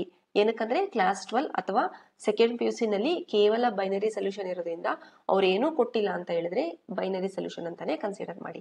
ಸೊ ಇಲ್ಲಿ ಕೇವಲ ಒಂದು ಸಾಲಿಡ್ ಒಂದು ಸಾಲ್ವೆಂಟ್ ಇರುತ್ತೆ, ಒಂದು ಸಾಲಿಡ್ ಒಂದು ಸಾಲ್ವೆಂಟ್ ಇರುತ್ತೆ. ಸೊ ಇಲ್ಲಿ ಸಾಲಿಡ್ ಏನಿದೆ, ನಾನ್ ವೊಲಟೈಲ್ ಇದೆ, liquid volatile, liquid volatile, liquid volatile. ಇದರಿಂದ ಏನ್ ಗೊತ್ತಾಗುತ್ತೆ, C number of volatile and non volatile components in liquid solution ಅಂತ ಕೇಳಿದ್ದಾರೆ. ಈ ಲಿಕ್ವಿಡ್ ಸೊಲ್ಯೂಷನ್ ಅಲ್ಲಿ ಎಷ್ಟು ವೊಲಟೈಲ್ ಕಾಂಪೋನೆಂಟ್ ಇದೆ, ಇದು ಒಂದು ವೊಲಟೈಲ್ ಕಾಂಪೌಂಡ್, ಇದು ಒಂದು ವೊಲಟೈಲ್ ಕಾಂಪೌಂಡ್. ಸೊ ಇಲ್ಲಿ ವೊಲಟೈಲ್ ಕಾಂಪೋನೆಂಟ್ಸ್ ಬಂದ್ಬಿಟ್ಟು 2 ಇದೆ ಅಲ್ವಾ. ಸೊ ಈ ಲಿಕ್ವಿಡ್ ಸೊಲ್ಯೂಷನ್ ನಲ್ಲಿ ವೊಲಟೈಲ್ ಕಾಂಪೋನೆಂಟ್ ಎಷ್ಟಿದೆ, ಇಲ್ಲಿ ಬಂದ್ಬಿಟ್ಟು ಕೇವಲ 1 ಇದೆ ಅಲ್ವಾ. ಸೊ ನಮಗೆ ಮ್ಯಾಕ್ಸಿಮಮ್ ಎಷ್ಟಿರುತ್ತೆ, 2 ಇರುತ್ತೆ. ವೊಲಟೈಲ್ ಕಾಂಪೋನೆಂಟ್ಗಳು ನಮಗೆ ಎಷ್ಟಿರುತ್ತೆ, ಇಲ್ಲಿ 1 ಆರ್ ಮೋರ್, ಅಂದ್ರೆ ಇಲ್ಲಿ ನೋಡಿ 1 ಇರ್ಬೋದು ಅಥವಾ ಒಂದಕ್ಕಿಂತ ಹೆಚ್ಚು ಇರ್ಬೋದು ವೊಲಟೈಲ್ ಕಾಂಪೋನೆಂಟ್ಗಳು ಒಂದು ಲಿಕ್ವಿಡ್ ಸೊಲ್ಯೂಷನ್ ಅಲ್ಲಿ. ಅದೇ ನಾನ್ ವೊಲಟೈಲ್ ಕಾಂಪೋನೆಂಟ್ ನೋಡಿದ್ರೆ ಸಿ ಇಲ್ಲಿ ನಾನ್ ವೊಲಟೈಲ್ ಅಂದ್ರೂ ಇಲ್ಲಿ 0 ಇಲ್ವೇ ಇಲ್ಲ, ಇಲ್ಲಿ ನಾನ್ ವಾಲಟೈಲ್ ನೋಡಿದ್ರೆ ಇಲ್ಲಿ ನಾನ್ ವಾಲಟೈಲ್ ಬಂದ್ಬಿಟ್ಟು ಒಂದೇ ಇದೆ. ಸೊ ನಮಗೆ ನಾನ್ ವಾಲಟೈಲ್ ಕಾಂಪೋನೆಂಟ್ಗಳು ಒಂದಿದೆ ಎಲ್ಲಿ ಲಿಕ್ವಿಡ್ ಸೊಲ್ಯೂಷನ್ ಅಲ್ಲಿ. This is the answer. Vapour pressure of liquid solutions. Liquid solutions ಅಂದ್ರೆ ಏನು? ಇಲ್ಲಿ ಲಿಕ್ವಿಡ್ ಸಲ್ಯೂಟ್ ಆಗಿರುತ್ತೆ, ಹಾಗೆ ಲಿಕ್ವಿಡ್ ಸಾಲ್ವೆಂಟ್ ಆಗಿರುತ್ತೆ. ಅಂದ್ರೆ ಲಿಕ್ವಿಡ್ ಇಲ್ಲಿ ವೊಲಟೈಲ್, ಸಾಲ್ವೆಂಟ್ ಲಿಕ್ವಿಡ್ ಅದರಾಗಿರೋದ್ರಿಂದ ಇದು ಸಹ ವೊಲಟೈಲ್ ಆಗಿರುತ್ತೆ. ಸೊ ಲಿಕ್ವಿಡ್ ಸೊಲ್ಯೂಷನ್ಸ್ ನಲ್ಲಿ ನಾವು ವೇಪರ್ ಪ್ರೆಷರ್ ನೋಡೋದಾದ್ರೆ ಇಲ್ಲಿ ಏನ್ ಮಾಡ್ತೀವಿ ಅಂದ್ರೆ ಎರಡು ವೊಲಟೈಲ್ ನ ನಾವು ತಗೊಂತೀವಿ, ಕನ್ಸಿಡರ್ ಮಾಡ್ತೀವಿ. ಈಗ ಅರ್ಥ ಆಗ್ತಿದೆ ಅಲ್ವಾ? ಕನ್ಸಿಡರ್ ಸಾಲ್ವೆಂಟ್ ನ ಅಂದ್ರೆ ಒಂದು ಲಿಕ್ವಿಡ್ ಸಾಲ್ವೆಂಟ್ ನ ಕನ್ಸಿಡರ್ ಮಾಡಿ. ಇದು ಏನಾಗಿರುತ್ತೆ? ಇದು ವೊಲಟೈಲ್ ಆಗಿರುತ್ತೆ. ಈ ಸಾಲ್ವೆಂಟ್ ನಲ್ಲಿ ಅಟ್ ಪರ್ಟಿಕ್ಯುಲರ್ ಟೆಂಪರೇಚರ್ ಇದೇನಾದ್ರೂ ವ್ಯಾಪರೇಟ್ ಆಯ್ತು ಅಂತ ಅನ್ಕೊಳ್ಳಿ. ಓಕೆ, ಪ್ಯೂರ್ ಸಾಲ್ವೆಂಟ್ ಅಲ್ಲಿ ಒಂದು ವೇಪರ್ ಪ್ರೆಷರ್ ನಮಗೆ ಡೆವಲಪ್ ಆಗುತ್ತೆ ಅಲ್ವಾ? ಸೊ ಅದನ್ನ ನಾವೇನಂತ ಕರಿತೀವಿ? Vapour pressure of pure solvent or component 1 ಅಂತ ಕರಿತೀವಿ. ಕನ್ಸಿಡರ್ ಈ ಸಾಲ್ವೆಂಟ್ ಏನಿದೆ ಇದ್ರ ಹೆಸರು 1 ಅಂತ ಕನ್ಸಿಡರ್ ಮಾಡಿ. ಓಕೆ, ಅವಾಗ ಏನಾಗುತ್ತೆ? ಇಲ್ಲಿ P1 naught equals to vapour pressure of pure solvent component 1 ಅಂತ. ಇಲ್ಲಿ ಪ್ಯೂರ್ ಅಂದ್ರೆ ನಾಟ್ ಆಡ್ ಮಾಡಬೇಕು ಅಲ್ವಾ?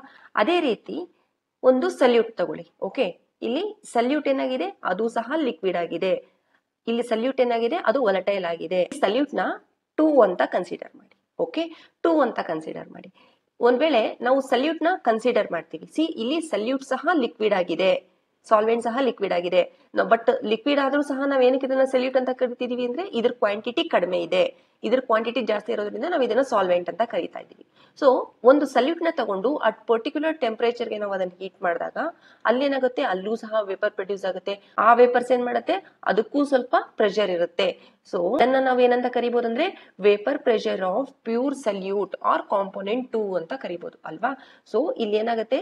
ಇದು ಕಾಂಪೋನೆಂಟ್ 2 ಆಗೋದ್ರಿಂದ ಸಾಲ್ಯೂಟ್ ಅದ್ರ ವೇಪರ್ ಪ್ರೆಷರ್ ಏನಿರುತ್ತೆ ಅದನ್ನ ನಾವು P2 ನಾಟ್ ಅಂತ ಕರಿತೀವಿ. ಇಲ್ಲಿ P2 ನಾಟ್ ಅಂತ ಏನು ಕರಿತೀವಿ? ಇಲ್ಲೂ ಸಹ ಇದು ಪ್ಯೂರ್ ಆಗಿದೆ ಅಲ್ವಾ? ಇಲ್ಲಿ ಇದು ಇಂಡಿವಿಜುವಲ್ ಆಗಿ ನಾವು ಕಂಟೈನರ್ ತಗೊಂಡಿರೋದ್ರಿಂದ ಇವೆರಡಕ್ಕೂ ಪ್ಯೂರ್ ಆಡ್ ಮಾಡ್ತಾ ಇದೀವಿ. ನೆಕ್ಸ್ಟ್ ಈ ಸಲ್ಯೂಟ್ ನ ಈ ಸಾಲ್ವೆಂಟ್ ಗೆ ಆಡ್ ಮಾಡೋಣ. ಓಕೆ, ಅಂದ್ರೆ ಒಂದು ವೊಲಟೈಲ್ ಸಲ್ಯೂಟ್ ನ ಒಂದು ವೊಲಟೈಲ್ ಸಾಲ್ವೆಂಟ್ ಗೆ ಆಡ್ ಮಾಡಿದಾಗ ನಮಗೆ ಏನಾಗುತ್ತೆ? ಇಲ್ಲಿ ಏನು ಫಾರ್ಮ್ ಆಗುತ್ತೆ? ನಮಗೆ ಸೊಲ್ಯೂಷನ್ ನಲ್ಲಿ ಅಲ್ಲಿ ಎರಡೂ ಕಾಂಪೋನೆಂಟ್ಗಳು ಪ್ರೆಸೆಂಟ್ ಇರುತ್ತೆ ಅಲ್ವಾ? ಸೊ ಇಲ್ಲಿ ಎರಡು ವೊಲಟೈಲ್ ಎರಡು ಕಾಂಪೋನೆಂಟ್ಗಳು ಸೊಲ್ಯೂಷನ್ ನಲ್ಲಿ ಪ್ರೆಸೆಂಟ್ ಇರುತ್ತೆ ಈ ಕ್ಲೋಸ್ ಸಿಸ್ಟಮ್ ನಲ್ಲಿ. ಈ ಸೊಲ್ಯೂಷನ್ ನಲ್ಲೂ ಸಹ at particular temperature vapour pressure create ಆಗುತ್ತೆ ಅಲ್ವಾ? ಸೊ ಇಲ್ಲಿ ಎರಡೂ ನಮಗೆ ಸಲ್ಯೂಟ್ ಸಾಲ್ವೆಂಟ್ ಎರಡೂ ಲಿಕ್ವಿಡ್ ಆಗಿರೋದ್ರಿಂದ ಎರಡೂ ವೇಪರ್ ಫಾರ್ಮೇಶನ್ ಮಾಡೋ ಕೆಪಾಸಿಟಿ ಇರುತ್ತೆ ಅಲ್ವಾ? ಸೊ ಅದು ಎರಡೂ ಸಹ ನಮಗೆ ಇಲ್ಲಿ ಪ್ರೆಷರ್ ನ ಕ್ರಿಯೇಟ್ ಮಾಡುತ್ತೆ. ಆ ಪ್ರೆಷರ್ ನ ನಾವೇನಂತ ಕರಿಬಹುದು?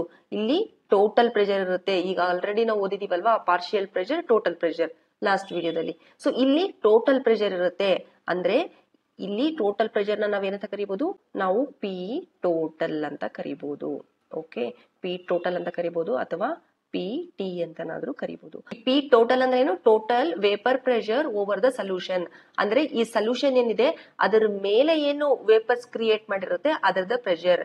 ಇಲ್ಲಿ ಈ ಬ್ಲೂ ಏನಿದೆ ಆ ಸಾಲ್ವೆಂಟ್ ಅದ್ರದ್ದು ವೇಪರ್ ಪ್ರೆಷರ್ ಇರುತ್ತೆ, ಪ್ಲಸ್ ಇಲ್ಲಿ ಏನು ರೆಡ್ ಸಲ್ಯೂಟ್ ಇದ್ದಿದೆ ಅದು ಸಹ ವೇಪರ್ ಇಲ್ಲಿ ನಮಗೆ ಎಕ್ಸಿಬಿಟ್ ಮಾಡಿರುತ್ತೆ. ಅಂದ್ರೆ ಇಲ್ಲಿ ಬೋತ್ ನಮಗೆ ಕಾಂಪೋನೆಂಟ್ 1 and 2 ಎರಡೂ ನಮಗೆ ಇಲ್ಲಿ ಪ್ರೆಷರ್ ನ ಕ್ರಿಯೇಟ್ ಮಾಡಿರೋದು. ಟೋಟಲ್ ಪ್ರೆಷರ್ ಇಲ್ಲಾಗಿರುತ್ತೆ. ಹಾಗಾದ್ರೆ ಈ ಟೋಟಲ್ ಪ್ರೆಷರ್ ನ ನಾವೇನಂತ ಬರೀಬಹುದು? P ಟೋಟಲ್ ನ ನಾವೇನಂತ ಬರೀಬಹುದು? ಈಸ್ ಈಕ್ವಲ್ಸ್ ಟು ಇಲ್ಲಿ ಯಾವ ಪ್ರೆಷರ್ ಇದೆ ಟೋಟಲ್ ಪ್ರೆಷರ್ ಆಗ್ಬೇಕಂದ್ರೆ ಇದ್ರ ಪ್ರೆಷರು ಅಲ್ವಾ? ಸೊ ಇಲ್ಲಿ ಇದ್ರ ಪ್ರೆಷರ್ ಇದೆ ಅಲ್ವಾ? ಸೊ P1 ಪ್ರೆಷರ್ ಇದೆ. ಇಲ್ಲಿ ಇದು 1 ಅಲ್ವಾ ಕಾಂಪೋನೆಂಟ್? P1 ಪ್ರೆಷರ್ ಇದೆ. ಓಕೆ, ಇದು P2 ಪ್ರೆಷರ್ ಇದೆ. ಇಲ್ಲಿ ಏನ್ ಮಾಡಿದೀವಿ? ಇಲ್ಲಿ ಪ್ರೆಷರ್ ಇರೋದು ನೆನ್ಪಿಟ್ಕೊಳ್ಳಿ, ಇದು P1 ನಾಟ್ ಇರುತ್ತೆ. ಓಕೆ, ಇಲ್ಲಿ ಪ್ರೆಷರ್ ಇರೋದು P2 ನಾಟ್ ಇರುತ್ತೆ. ಓಕೆ, ಏನಕ್ಕೆ ಅಂದ್ರೆ ಇಲ್ಲಿ ಪ್ಯೂರ್ ಅಲ್ಲಿ ಇರುತ್ತೆ ಇದು ಫಾರ್ಮ್, ಅದಕ್ಕೆ ನಾವಿಲ್ಲಿ ನಾಟ್ ಹಾಕ್ತಿವಿ. ಇಲ್ಲಿ ಇದು ಪ್ಯೂರ್ ಅಲ್ಲಿ ಇರುತ್ತೆ, ಅದಕ್ಕೆ ಇದನ್ನ ನಾಟ್ ಹಾಕ್ತಿವಿ. ಇಲ್ಲೇನಾಗಿರುತ್ತೆ? ಇದು ಪ್ಯೂರ್ ಇರಲ್ಲ, ಇದು ಇಂಪ್ಯೂರ್, ಇಲ್ಲಿ ಮಿಕ್ಸ್ ಇರುತ್ತೆ, ಅದಕ್ಕೆ ಇದನ್ನ ನಾವೇನಂತ ಕರಿತೀವಿ? ಪಾರ್ಷಿಯಲ್ ಪ್ರೆಷರ್ ಅಂತ ಕರಿತೀವಿ. So we have to consider ಈ ಕಾಂಪೋನೆಂಟ್ ವೇಪರ್ ಪ್ರೆಷರ್ ನ partial vapour pressure of component 1 ಅಂತ, ಈ ವೇಪರ್ ಪ್ರೆಷರ್ ನ partial vapour pressure of component 2 ಅಂತ ಹೇಳ್ಬಿಟ್ಟು. ಸೊ ಇಲ್ಲಿ ನಮಗೆ P ಟೋಟಲ್ ಏನಾಗುತ್ತೆ ಅಂದ್ರೆ P1 ಪ್ಲಸ್ P2 ಆಗುತ್ತೆ ಅಲ್ವಾ. ಏನಕ್ಕಂದ್ರೆ ಈ P ಟೋಟಲ್ ಅಲ್ಲಿ ಏನಿದೆ, P ಟೋಟಲ್ ಅಲ್ಲಿ ಏನಾಗುತ್ತೆ, ಈ ವೇಪರ್ ಪ್ರೆಷರ್ ಇದೆ, ಈ ವೇಪರ್ ಪ್ರೆಷರ್ ಇದೆ, ಆದ್ರಿಂದ ಇದು P1 ಪ್ಲಸ್ P2 ಆಗುತ್ತೆ. P1 ಅಂದ್ರೆ ಏನು ಇಲ್ಲಿ, P1 ಅಂದ್ರೆ partial vapour pressure of solvent or component 1. ಈ ಕಾಂಪೊನೆಂಟ್ 1 ನ ನಾನಿಲ್ಲಿ C1 ಅಂತ ಬರ್ಕೊಂಡಿದ್ದೀನಿ. ಓಕೆ, ಇಲ್ಲಿ so partial vapour pressure of solvent or component 1 present in the solution. ಇಲ್ಲಿ ಏನು ಸೊಲ್ಯೂಷನ್ ಅಲ್ಲಿ ಇಲ್ಲೊಂದು ವೇಪರ್ ಪ್ರೆಷರ್ ಡೆವಲಪ್ ಆಗಿದೆ, ಅದು ಡ್ಯೂ ಟು ದ ಸಾಲ್ವೆಂಟ್, ಅದರದ್ದು ಪಾರ್ಷಿಯಲ್ ಪ್ರೆಷರ್ ಏನಿರುತ್ತೆ ಅದು ನಮಗೆ ಇಲ್ಲಿ P1 ಅಂತ ಕನ್ಸಿಡರ್ ಮಾಡ್ತೀವಿ. ಅದೇ ತರ ನಾವು partial vapour pressure of solute ನ ಕನ್ಸಿಡರ್ ಮಾಡಿದ್ರೆ ಅಥವಾ ಕಾಂಪೊನೆಂಟ್ 2 ನ ಕನ್ಸಿಡರ್ ಮಾಡಿದ್ರೆ ಅಲ್ಲಿ ಏನಂತ ಬರೀಬಹುದು, ನಾವು P2 ಅಂತ ಕನ್ಸಿಡರ್ ಮಾಡಬಹುದು. ಈ ಹೋಲ್ ಕಾನ್ಸೆಪ್ಟ್ ತುಂಬಾ ಇಂಪಾರ್ಟೆಂಟ್ ನಿಮಗೆ. ಓಕೆ, ಇಲ್ಲಿ ನೀವು ಸಾಲ್ವೆಂಟ್ ನ 1 ಅಂತ ತಗೊಂಡಿದ್ದೀರಾ, ಸಲ್ಯೂಟ್ ನ 2 ಅಂತ ತಗೊಂಡಿದ್ದೀರಾ. 1, 2 ಬದಲಾಗಿ ನೀವು A, B ನಾದ್ರೂ ತಗೋಬಹುದು. ಓಕೆ, ಅಥವಾ ಸಾಲ್ವೆಂಟ್ ನ 2 ಅಂತ ಕನ್ಸಿಡರ್ ಮಾಡ್ಬಿಟ್ಟು ಸಲ್ಯೂಟ್ ನ 1 ಅಂತ ಕನ್ಸಿಡರ್ ಮಾಡಬಹುದು. ಬಟ್ ನಿಮಗೆ ಕಾನ್ಸೆಪ್ಟ್ ಗೊತ್ತಿರಬೇಕು. ಈ ಸಾಲ್ವೆಂಟ್ ಗೆ ಏನ್ ನೇಮ್ ತಗೊಂಡಿರ್ತೀರಾ ನೀವು, ಇದು ಪ್ಯೂರ್ ಆಗಿದ್ರೆ ಆ P ಬರೆದ್ಬಿಟ್ಟು ಅದ್ರ ಪಕ್ಕದಲ್ಲಿ ಏನ್ ನೇಮ್ ತಗೊಂಡಿರ್ತೀರಾ ಅದನ್ನ ಬರೆದ್ಬಿಟ್ಟು ಮೇಲೆ ನಾಟ್ ಹಾಕಿದ್ರೆ ಅದು ಏನಾಗುತ್ತೆ, vapour pressure of pure solvent ಆಗುತ್ತೆ. ಓಕೆ, ಹಾಗೆ ಇಲ್ಲಿ P2 ನಾಟ್ ಆಗಿರುತ್ತೆ, ಏನಕ್ಕಂದ್ರೆ ಇದು ಪ್ಯೂರ್ ಆಗಿರುತ್ತೆ. ಬಟ್ ಇಲ್ಲಿ ಇದು ಪ್ಯೂರ್ ಆಗಿರಲ್ಲ, ಇಲ್ಲಿ ಇದು ಪಾರ್ಷಿಯಲ್ ವೇಪರ್ ಪ್ರೆಷರ್ ಆಗಿರುತ್ತೆ ಕಾಂಪೊನೆಂಟ್ 1, ಇದು partial vapour pressure of component 2 ಆಗಿರುತ್ತೆ. ಇಲ್ಲಿ ನಮಗೆ ಟೋಟಲ್ ಬೇಕಂದ್ರೆ PT ಅಂತ ಕರಿತೀವಿ, P ಟೋಟಲ್. ಓಕೆ, ಈ P ಟೋಟಲ್ ಬಂದ್ಬಿಟ್ಟು P1 ಪ್ಲಸ್ P2 ಗೆ ಈಕ್ವಲ್ ಆಗಿರುತ್ತೆ. ಇದು ನಿಮಗೆ ಗೊತ್ತಿರಬೇಕು. Consider this as equation 1. ಹಾಗಾದ್ರೆ ಈ ವೇಪರ್ ಪ್ರೆಷರ್ ನ ಹೇಗೆ ಕ್ಯಾಲ್ಕುಲೇಟ್ ಮಾಡೋದು ಅಂತ ನಾವು ನೋಡೋದಾದ್ರೆ, ಇದನ್ನ ನಾವು ರೌಲ್ಟ್ಸ್ ಲಾ ಮುಖಾಂತರ ಕ್ಯಾಲ್ಕುಲೇಟ್ ಮಾಡಬಹುದು. ಇಲ್ಲಿ ರೌಲ್ಟ್ಸ್ ಎಂಬ ವಿಜ್ಞಾನಿ ಈ ಲಾನ ಡೆವಲಪ್ ಮಾಡಿರ್ತಾರೆ. ಓಕೆ, ಇವರು ನಮಗೆ ವೇಪರ್ ಪ್ರೆಷರ್ ನ ಹೇಗೆ ಕ್ಯಾಲ್ಕುಲೇಟ್ ಮಾಡೋದು ಅಂತ ಒಂದು ಎಕ್ಸ್ಪ್ರೆಷನ್, ಒಂದು ಈಕ್ವೇಶನ್ ರೂಪದಲ್ಲಿ ಅವರು ನಮಗೆ ಹೇಳ್ಕೊಡ್ತಾರೆ, ರೌಲ್ಟ್ಸ್ ಅವರು. ಹಾಗಾದ್ರೆ ರೌಲ್ಟ್ಸ್ ಲಾ ಏನ್ ಹೇಳುತ್ತೆ ಅಂತ ನೋಡೋಣ. Raoult's law states that for a solution of volatile liquids, the partial vapor pressure of each component of the solution is directly proportional to its mole fraction present in solution. See, ಇಲ್ಲಿ Raoult's law ಏನ್ ಹೇಳುತ್ತೆ ಅಂದ್ರೆ, ಇದು liquid solution ಇದೆ ಅಲ್ವಾ, ನಾವಿಲ್ಲಿ ತಗೊಂಡಿರೋದು liquid solution. Consider ಇಲ್ಲಿ ಲಿಕ್ವಿಡ್ ಸೊಲ್ಯೂಷನ್ ಏನಿರುತ್ತೆ ಇದರಲ್ಲಿ ಇದನ್ನ ಬಂದ್ಬಿಟ್ಟು ಸಲ್ಯೂಟ್ ಅಂತ ಕನ್ಸಿಡರ್ ಮಾಡಿ. ಓಕೆ, ಇದನ್ನ ಸಲ್ಯೂಟ್ ಅಂತ ಕನ್ಸಿಡರ್ ಮಾಡಿ. Okay, salute. ಸೊ ಇದನ್ನ ಸಾಲ್ವೆಂಟ್ ಅಂತ ಕನ್ಸಿಡರ್ ಮಾಡಿರಿ. ಓಕೆ, ಸೊ ಇಲ್ಲಿ ಸಲ್ಯೂಟ್ ಸಾಲ್ವೆಂಟ್ ಅಂತ ಕನ್ಸಿಡರ್ ಮಾಡಿದ್ರೆ, ಈ ಹಿಂದೆ ಏನ್ ಕನ್ಸಿಡರ್ ಮಾಡಿದ್ರಿ, ಸಾಲ್ವೆಂಟ್ ಅಂದ್ರೆ 1 ಅಂತ ತಗೊಂಡಿದ್ರಿ, ಸಲ್ಯೂಟ್ ಅಂದ್ರೆ 2 ಅಂತ ತಗೊಂಡಿದ್ರಿ ಅಲ್ವಾ. ಸೊ ಇಲ್ಲಿ ಏನಾಗುತ್ತೆ, ಈ ಸೊಲ್ಯೂಷನ್ ಇವೆರಡು ಕಾಂಪೊನೆಂಟ್ ಗಳು ಇರುತ್ತೆ ಏನು ಒಂದು ಸೊಲ್ಯೂಷನ್ ನಲ್ಲಿ, ಅಲ್ಲಿ ಇವೆರಡು ವೊಲಟೈಲ್ ಲಿಕ್ವಿಡ್ ಆಗಿರುತ್ತೆ. ಸಿ, ಇಲ್ಲಿ volatile liquids, solution of volatile liquids. ಇದು ಒಂದು ಸೊಲ್ಯೂಷನ್, ಇದು ಲಿಕ್ವಿಡ್ ಆಗಿರೋದ್ರಿಂದ ಇದು ಸಹ ವೊಲಟೈಲ್, ಇದು ಲಿಕ್ವಿಡ್ ಆಗಿರೋದ್ರಿಂದ ಇದು ಸಹ ವೊಲಟೈಲ್. ಸೊ ಇಲ್ಲಿ ಈ ಸೊಲ್ಯೂಷನ್ ಆಗಿದೆ, ಇದು ವೊಲಟೈಲ್ ಲಿಕ್ವಿಡ್ ಆಗಿದೆ ಇಲ್ಲಿ ಅಂತ ಹೇಳ್ತಾರೆ. ಓಕೆ, ಈ ತರ ಸೊಲ್ಯೂಷನ್ ಆಫ್ ವೊಲಟೈಲ್ ಲಿಕ್ವಿಡ್ಸ್ ನಲ್ಲಿ the partial vapour pressure of each component of solution is directly proportional to its mole fraction in the solution ಅಂತ ಹೇಳ್ತಾರೆ. ಇಲ್ಲಿ ಈಚ್ ಕಾಂಪೊನೆಂಟ್ ಗಳ ವೇಪರ್ ಪ್ರೆಷರ್ ನ ಡೈರೆಕ್ಟ್ಲಿ ಪ್ರಪೋರ್ಷನಲ್ ಮಾಡಿದ್ದಾರೆ, ಯಾವುದಕ್ಕೆ, mole fraction of that component. This is very very important. For example ಇಲ್ಲಿ L2 ಏನಿದೆ ಸಲ್ಯೂಟ್ದು, ಇದ್ದು ಮೋಲ್ ಫ್ರಾಕ್ಷನ್ ಇರುತ್ತಲ್ವಾ ಅಲ್ಲಿ ಕಾನ್ಸಂಟ್ರೇಷನ್ ಟರ್ಮ್ಸ್, ಅದನ್ನ X2 ಅಂತ ಕನ್ಸಿಡರ್ ಮಾಡಿ. X2 is equal to mole fraction of solute or component 2 present in the solution. Okay, ಹಾಗೆ X1 ನ ಏನಾದ್ರು ನಾವು ಮೋಲ್ ಫ್ರಾಕ್ಷನ್ ಆಫ್ ಸಾಲ್ವೆಂಟ್ ಅಥವಾ ಕಾಂಪೊನೆಂಟ್ 1 ಅಂತ ತಗೊಂಡ್ರೆ, ಇದ್ರ ಮೋಲ್ ಫ್ರಾಕ್ಷನ್ X1 ಅಂತ ತಗೊಂಡ್ರೆ, ಅಲ್ಲೇನಾಗುತ್ತೆ, P1 is directly proportional to X1 ಅಲ್ವಾ. ಹಾಗೆ P2 is directly proportional to X2 ಆಗುತ್ತೆ. ಈ ಪ್ರೊಪೋರ್ಷನಾಲಿಟಿ ನಾವು ತೆಗಿಬೇಕಂದ್ರೆ ಏನ್ ಮಾಡ್ಬೇಕು, ಇಲ್ಲಿ ಪ್ರೊಪೋರ್ಷನಾಲಿಟಿ ತೆಗಿಬೇಕಂದ್ರೆ what they will tell us, they will introduce ಇಲ್ಲಿ ಪ್ಯೂರ್ ವೇಪರ್ ಪ್ರೆಷರ್ ನ. ಓಕೆ, ಸೊ ನಮಗೆ ಪ್ರೊಪೋರ್ಷನಾಲಿಟಿ ಇಲ್ಲಿ ತೆಗಿಬೇಕು ಅಂದ್ರೆ P1 ನಾಟ್, ಇಲ್ಲಿ P2 is equals to P2 naught X2 ಆಗುತ್ತೆ. ಅರ್ಥ ಆಗ್ತಿದ್ಯಾ? ಇಲ್ಲಿ ಫಸ್ಟ್ ನಾವು ಒಂದು ಸಾಲ್ವೆಂಟ್ ನ ತಗೊಂಡ್ವಿ, ಪ್ಲಸ್ ಇಲ್ಲಿ ಸಲ್ಯೂಟ್ ನ ತಗೊಂಡ್ವಿ. ಓಕೆ, ಸಾಲ್ವೆಂಟ್ ಬಂದ್ಬಿಟ್ಟು 1 ಅಂತ ತಗೊಳ್ಳಿ, ಹಾಗೆ ಸಲ್ಯೂಟ್ ಬಂದ್ಬಿಟ್ಟು 2 ಅಂತ ತಗೊಳ್ಳಿ. ಇಲ್ಲಿ ಫಾರ್ ಎಕ್ಸಾಂಪಲ್ ಎರಡನ್ನೂ ಆಡ್ ಮಾಡಿದಾಗ ನಮಗೆ ಸೊಲ್ಯೂಷನ್ ಫಾರ್ಮ್ ಆಗಿರುತ್ತೆ ಅಲ್ವಾ. ಕನ್ಸಿಡರ್ ಇಲ್ಲಿ ವೇಪರ್ ಪ್ರೆಷರ್ ನಮಗೆ ಡೆವಲಪ್ ಆಗಿರುತ್ತೆ, ಇಲ್ಲಿ ವೇಪರ್ ಪ್ರೆಷರ್ ನಮಗೆ ಡೆವಲಪ್ ಆಗಿರುತ್ತೆ, ಇಲ್ಲೂ ಸಹ ವೇಪರ್ ಪ್ರೆಷರ್ ಡೆವಲಪ್ ಆಗಿರುತ್ತೆ, ಬಟ್ ಇದು ಮಿಕ್ಸ್ಚರ್ ಆಗಿರುತ್ತೆ ಅಲ್ವಾ. ಸೊ ಇಲ್ಲಿ ಏನು ವೇಪರ್ ಪ್ರೆಷರ್ ಇರುತ್ತೆ, ಇಲ್ಲಿ ಇದನ್ನ ಏನಂತ ಕರಿತೀವಿ, ಪ್ಯೂರ್ ವೇಪರ್ ಪ್ರೆಷರ್ ಆಗಿರುತ್ತೆ ಸಾಲ್ವೆಂಟ್, ಅದನ್ನೇ ಇಲ್ಲಿ ಕಾನ್ಸ್ಟೆಂಟ್ ಆಗಿ ಇಂಟ್ರೊಡ್ಯೂಸ್ ಮಾಡಿರೋದು. That is vapour pressure of pure solvent ಅಥವಾ ಕಾಂಪೋನೆಂಟ್ 1. ಓಕೆ, ಇದು P2 ಅಂದ್ರೆ ಇಲ್ಲಿ ಏನಿರುತ್ತೆ ಇದ್ರದ್ದು ಪ್ಯೂರ್ ಫಾರ್ಮ್ ನಲ್ಲಿರೋ ವೇಪರ್ ಪ್ರೆಷರ್. ಅಂದ್ರೆ P2 ಅಂದ್ರೆ ಇದು vapour pressure of pure solute or component 2. P1 ಅಂದ್ರೆ ನಿಮಗೆ ಗೊತ್ತು, ಇದರಲ್ಲಿರತಕ್ಕಂಥ ಪಾರ್ಷಿಯಲ್ ವೇಪರ್ ಪ್ರೆಷರ್. ಈ P2 ಅಂದ್ರೆ ಇದರಲ್ಲಿರತಕ್ಕಂಥ ಪಾರ್ಷಿಯಲ್ ವೇಪರ್ ಪ್ರೆಷರ್ 2. ಹಾಗೆ X1 ಅಂದ್ರೆ ಇಲ್ಲಿರ್ತಕ್ಕಂಥ ನಮಗೆ ಮೋಲ್ ಫ್ರಾಕ್ಷನ್, X2 ಅಂದ್ರೆ ಸಹ ಇಲ್ಲಿರ್ತಕ್ಕಂಥ ಮೋಲ್ ಫ್ರಾಕ್ಷನ್. ಸೊ ಇದೇ ನಮಗೆ Raoult's law. So to calculate ನಮಗೆ ಮೋಲ್ ಫ್ರಾಕ್ಷನ್ ಅಥವಾ partial vapour pressure, pure vapour pressure of solvent or solute, ಈ ಎಕ್ಸ್ಪ್ರೆಷನ್ಗಳು ನಮಗೆ ತುಂಬಾ important. Consider this equation as 2, this equation as 3. We know that ನಮಗೆ ಏನ್ ಗೊತ್ತಿದೆ ಇವಾಗ, P total is equals to P1 plus P2 ಅಲ್ವಾ. ಇದನ್ನ ಈಕ್ವೇಶನ್ 1 ಅಂತ ಕರೆದಿದ್ವಿ, ನೆನ್ಪಿದ್ಯಾ? ಸೊ ಈ ಈಕ್ವೇಶನ್ ಏನಂದ್ರೆ this is Dalton law of partial pressure ಅಂತ ಹೇಳ್ತೀವಿ. ಅಂದ್ರೆ ಇದನ್ನ ಡಾಲ್ಟನ್ ಅವರು ಪ್ರಪೋಸ್ ಮಾಡಿರ್ತಾರೆ. ಇಲ್ಲಿ ಅವ್ರು ಏನ್ ಹೇಳ್ತಾರೆ ಅಂದ್ರೆ the total pressure that is P total over the solution, ಅಂದ್ರೆ ಸೊಲ್ಯೂಷನ್ ಮೇಲೇನು ಒಂದು ಟೋಟಲ್ ಪ್ರೆಷರ್ ಇರುತ್ತೆ, ಅದು ಬಂದ್ಬಿಟ್ಟು ನಮಗೆ sum of the partial pressure of the component. See, partial ಪ್ರೆಷರ್ದು ಸಮ್ ಆಗಿರುತ್ತೆ ಅಂತ ಇಲ್ಲಿ Dalton law of partial pressure ನಮಗೆ ಹೇಳುತ್ತೆ. ಓಕೆ, ಈ ಈಕ್ವೇಶನ್ 1 ನಲ್ಲಿ substitute P1 and P2 values ನ. ಓಕೆ, ನಾವು ಈಕ್ವೇಶನ್ 2 ಹಾಗೆ 3 ನಲ್ಲಿ ಏನ್ ಮೆನ್ಷನ್ ಮಾಡಿದ್ವಿ ಹಿಂದೆ, ಅದನ್ನ ಇಲ್ಲಿ ಸಬ್ಸ್ಟಿಟ್ಯೂಟ್ ಮಾಡಿ. ಸಬ್ಸ್ಟಿಟ್ಯೂಟ್ ಮಾಡಿದ್ರೆ ಏನಾಗುತ್ತೆ, P total is equals to P1 ಅಂದ್ರೆ it is P1 naught into X1 ಅಲ್ವಾ. P2 ಅಂದ್ರೆ P2 ನಾಟ್ ಇಂಟು X2.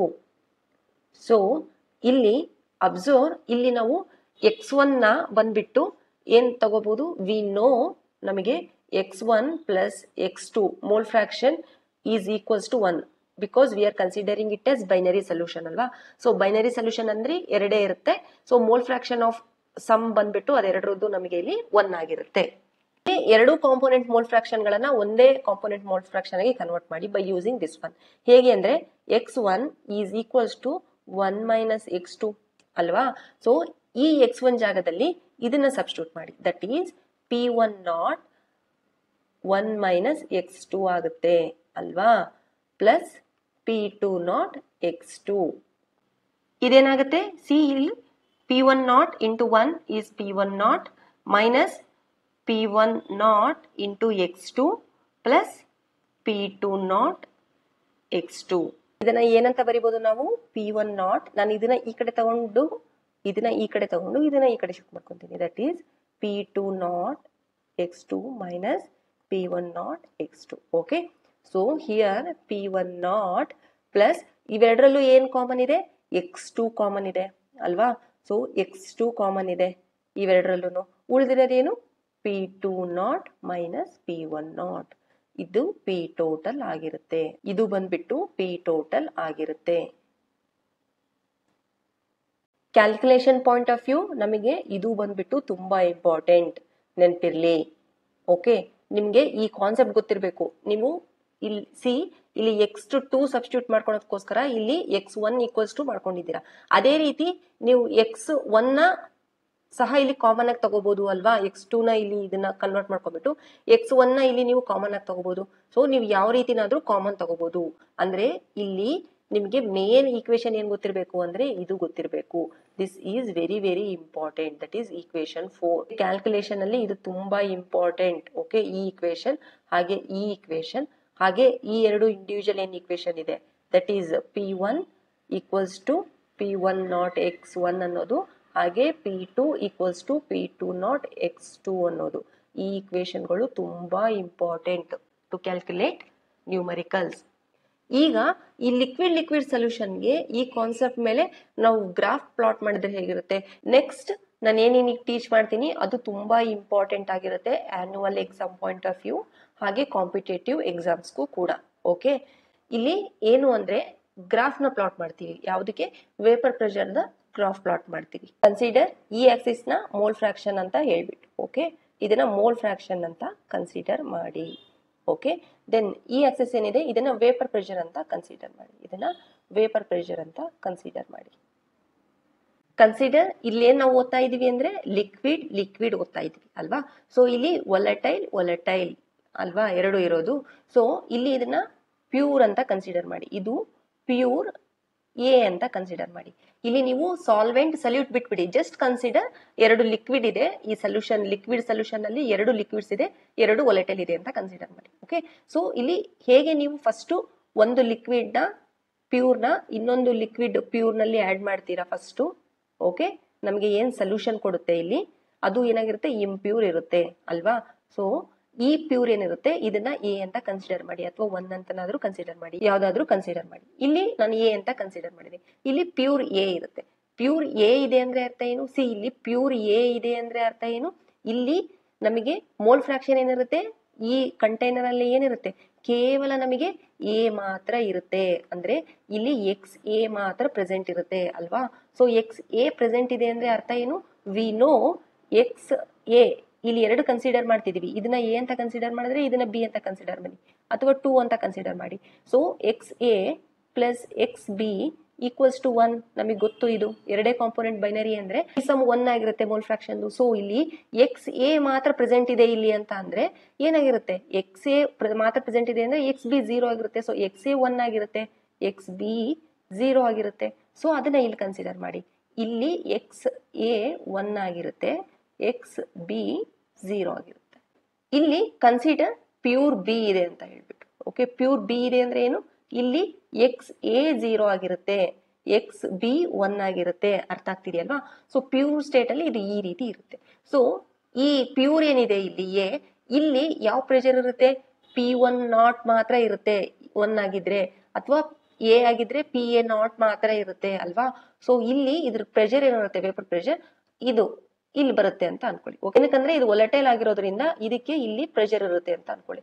ಇದು P1 ನಾಟ್ ಅಥವಾ PA0 ಅಂದ್ರೆ ಇಲ್ಲಿ PA0 ಪ್ರೆಷರು ಇರುತ್ತೆ, ಹಾಗೆ PB0 ಪ್ರೆಷರು ಇರೋಲ್ಲ ಅಲ್ವಾ. ಇಲ್ಲಿ PB0 ಪ್ರೆಷರ್ ಇರುತ್ತೆ, ಹಾಗೆ PA0 ಪ್ರೆಷರ್ ಇರೋದಿಲ್ಲ.